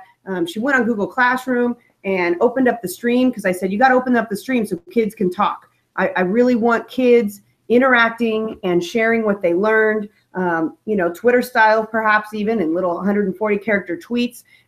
So she opens up the stream. I say, hey, how'd it go? How did Google Classroom go? And she says, oh, Catherine, it was so frustrating. I did what you said. I opened up the stream and all of a sudden they keep writing messages to each other using emojis and all these things. And I said, no problem. Tell you what, add me as a co-teacher and I'll put a little note in there. I was actually the kind of the disciplinarian at the school, so you might want to ask your admin to do this, to be completely honest. If teachers have this fear that kids are going crazy writing inappropriate things. And so I said, put me in there and I'll put a note. So I put a little post to the kids. I say, I'm so excited, room 4, that you are on Google Classroom. This is a great place for academic conversations. Remember, we do not use emojis, and this is academic conversations only. So the kids come in, and first they see my face at the top of the screen, and they go, oh, Ms. Goyette's here? And of course the teacher says, oh yeah, and she can see everything you post. Now, I don't have time to watch everything, but it did 2 things. It helped the kids to know that someone else was watching, so it helped with that kind of behavior management portion, but it also allowed me and the teacher to work more closely together, because now the teacher could say, oh, you know what, the kids have been working so hard in such and such assignment. Can you go in and write a comment giving them positive feedback? And so I would ask her, absolutely, tell me exactly what comment you want me to write, and I will. And so you can see I wrote a comment there on one of their assignments. I see that you were collaborating, thinking critically. This will help you communicate. We were real big into the 4 C's there. The kids all knew it as well. And so it really helped because now we're on the same team. And so I can actually help her. And I know that Adam is in the Google Classrooms on a lot of his teachers he works with, so he can just push assignments as well. Except I'm not on the disciplinary end of it. But those teachers who are newbies to Google Classroom, I tell them, add me as a teacher. If you have a question, you know what, message me, and I can just go looking from wherever I'm at on the back end, and I can just go I can walk right in there, and I can help you with any kind of snafus you're having with putting out assignments or dealing with stuff, and it's real easy. So from a tech coaching perspective, you're providing tech support. Absolutely. Speaking of being on the same team. Yes. So we've got some war stories. Did you want to start with the? Yeah, here was the first time we're actually going to debut the sheriff hat. That's right. It's not one we like. No, we don't like wearing that hat. As a coach. Yep, as a coach, you are not the person in charge. Now, a long time ago when I first started, well, actually, you know what? Even today, it still happens. I'll walk into a room, and teachers give me that deer in the headlights look. What are you doing here? What are you doing here? They just kind of stop what they're doing. They're freaking out, like as if I have authority. They forget I am on a teacher's contract just like them. That's just, I don't have my own classroom all day. That's the only difference. They forget. So you gotta build that relationship. They have to know you are not admin. Because if they start thinking that, you know what, they're gonna be resistant. You want to build that trust with them. So, moving on towards the picture of the Chromebook right there. The Chromebook, man, the Chromebook cart. We had a walkthrough from our district not too long, a few years back, where superintendent was not happy with how they were using the Chromebooks or their lack of usage. So, you know, the admin at that site got reamed a little bit, and her plan was, all right, this is what's going to happen. All you teachers, Adam's going to report to me about how you're using this, Chromebook. So you better use them more. I'm like, so if you are or not, right? Yes. Yeah. So I'm like, whoa, hold on here. I am not a rat. That's making me be a rat. I'm not a stooge like that. I'm not going to be a rat. Not going to happen. I go, listen, let's flip this here. I'm not the sheriff. I told the principal, you're the sheriff. This is what I can do for you. I am going to report to you and tell you these are the things that I've worked on with them. Okay, here's kind of a list of things that they should be doing. You can go in there and evaluate how effective or how much they're being used. Not me. I'm not the sheriff. Honestly, because in the beginning I didn't have those relationships with the teachers yet, or I didn't have admin support. Getting admin support to back you in the mandate things you're doing are so important. Mm-hmm. I learned that the hard way. I got to the point where I was very frustrated and disillusioned with my job in my room, just like that cat there, and watch YouTube all day, and nobody would care. I did that one day, no joke. I said, you know what? Just let me see. I'm going to sit in my office, close my door, and I'm going to watch YouTube all day. And I did. My phone did not ring. I didn't get one email. The reason why? Because I wasn't a walker. That's right. We have the Walking Dead GIF up there. That's right. I need to be out. I need to be visible. I need to ditch that office, ditch that desk, and be out in classrooms. You cannot support teachers if you won't know how to support teachers if you're not in their classrooms. That's right. And to the point now, I don't even need an office. I don't have an office. My office is everyone's classroom. Mm-hmm. Bring your laptop, do your work in there. I started doing that. Game changer. Total game changer. Also, we're about to get controversial right here. Is everyone ready? Everyone ready? But what we say next is sure to offend some people, but there are people that we respect that champion this idea. That is correct. And this is by no means a negative criticism of them.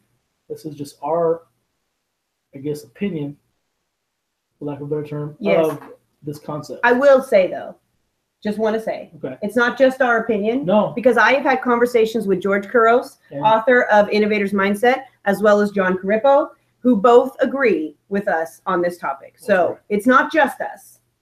There are many others as well. That's right. Anyway, so when I was first introduced to SAMR as a teacher, I thought this is awesome. I want to be at redefinition all the time. I was that early adopter, innovator type person. And if you look at SAMR, it looks like a ladder. And I know people say, oh, no, but it's okay. You're not at redefinition all the time. But it still looks like it. Psychologically, it still looks like I need to be above the line. And if I'm below the line, guess what? I feel like shit. So if you go in and you say to your teachers, we're going to do SAMR, we're going to focus on SAMR, and you do this whole SAMR lesson, and you go in and they spent hours. Let's say you've got a teacher that gives out worksheets all the time.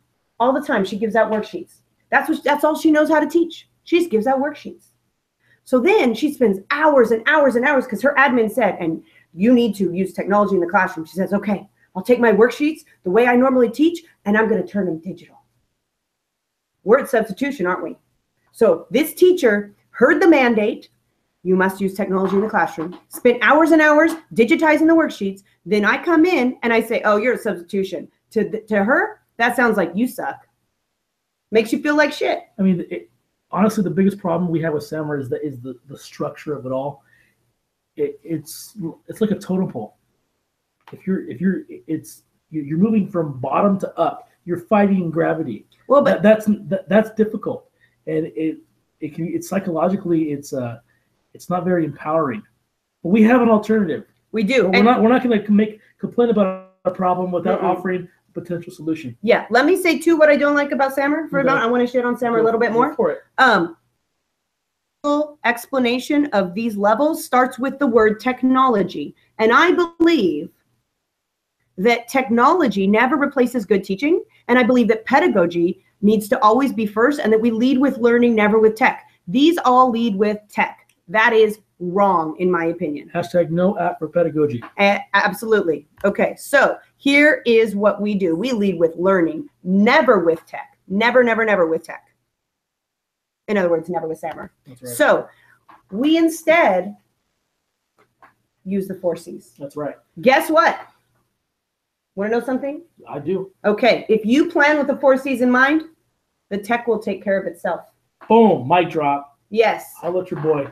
Just look at the 4 C's. The 4 C's can be planned with using a simple 4 square. Just look at it. It's just 2 lines. It's a cross. I'm not going to get religious on you, but you know. Anyways, look how much more inviting and open-ended that structure is. It doesn't feel like a ladder or a totem pole where you have to go from bottom to up. Okay, you don't want to have to fight gravity. There's no beginning. There's no end here. I mean, it's the simplicity of it. It gives you freedom. It encourages autonomy. It leads to empowered teaching and learning. And best of all, there's no judgment with the 4 C's. If you plan a lesson, you put your learning target, okay, just label each quadrant with whichever C, however you feel like you want to put it, and you write in there how you are addressing each C. It's so much more free than the confines of SAMR. This gives teachers, if we go back to Daniel Pink's research on intrinsic motivation, if they've already got the purpose, and honestly, the purpose is here too, because the 4 C's, that's in the standards. That's right. That's in the standards. I mean, it's like the backbone of Common Core. It Whether is. you like Common Core or not, Yep. I mean, that's beyond the point. To the Common Core. So we've got our purpose. Now we're giving autonomy because we're saying, you've got your learning target. You tell me how you're going to use the 4 C's, how kids are going to be engaged, empowered using the 4 C's. And then, of course, we also have our mastery is where we come in. So this is where, as the tech coach, we say, here's some sample lesson plans. If it clicks ahead, which it will, I promise. There we go. Okay, here are some sample lesson plans that we've created. You can click on this doc when you use this short URL, the goo.gl. If you came in late, you can go back and see it. Click on these, edit them as you choose so that they work for you and your district or your school. But if you walk into a planning meeting with teachers and this is what you show them, it's not as scary. Now, if I ask the teacher, what's your learning goal? What do you want students to learn? They tell me what want the kids to learn. And now I say, all right, what are your ideas for getting kids to be creative, to think critically, to collaborate, to communicate? Now I can come in and say, give them ideas of tech tools, but this is all so much more open-ended and really empowers kids. And it really fosters collaboration amongst people, your colleagues. Mm-hmm. I mean, just think of it this way, these 4 C's, each one's about what the students are doing. It's not about the tech. It's not about what the teacher does. It's what the students are doing. And that's our point. So the URL for the lesson plans, if you actually go to the short URL that was given at the beginning of the presentation, actually you could maybe pop that in there again. It doesn't blast it. Well, but mine's not on your website too. I'm gonna put, let's see here. We can't put URLs in the live chat. Yeah, But well, we can, okay, you can find Adams at techcoachjuarez.org. techcoachjuarez.com, and you can find mine at siteleadersconnect.org, because it doesn't allow us to put these in, but those will be available. Mine's called collaborative, and you'll just look on the website and you'll find some. For mine, that's one of 5 that I feature on my Cardinal Innovation Center projects. If you go to cardinalinnovationcenter.org, go on the teacher portal, the drop-down menu will show you the plan with Tech Coach Juarez. It'll show you 5 lesson design models that are 4 C's infused. You click on any one of them. They're all public. You can make a copy of it and edit it and plan to your heart's content. Yeah, and then like I said, for the one on the right, if you go to siteleadersconnect.org, it's going to be, I think I called it Collaborative Analysis Guide or something like that. So we'll look that up there. And you can always tweet us if you can't find it. Oh, here we go. Here's the session resources yet again. So we put it there at the very end there. And again, Kelly Jones, you can go to, just wait a second. And you'll see it on here on the screen, the short URL, or grab your phone and scan the QR code, and it's right there waiting for you. So on that, you'll go back to this second to last slide and click on once you're in that, this presentation itself, those slides, those pictures are clickable and will take you to the Google Doc, and then you can just make a copy. Yeah, there's many clickable links throughout the whole slide deck. Right. So, well, we're done now. We're past time. I don't know if we're taking someone else's. Yeah, it's dinner time, so go get that pizza. Man, I'm getting hungry. That's right. Well, So we had a great time absolutely. talking with you guys. Thanks for your banter, for participating and engaging with us. We had a great time, and we'll leave you with this. When you do a session with us, you have tech support for life. That's right. So you have our contact information. Feel free to email us, tweet us, check out our websites. We will get to you as soon as we can. We enjoy working with people and helping people and learning from others. All right. Thanks so much, everyone. Have a great night.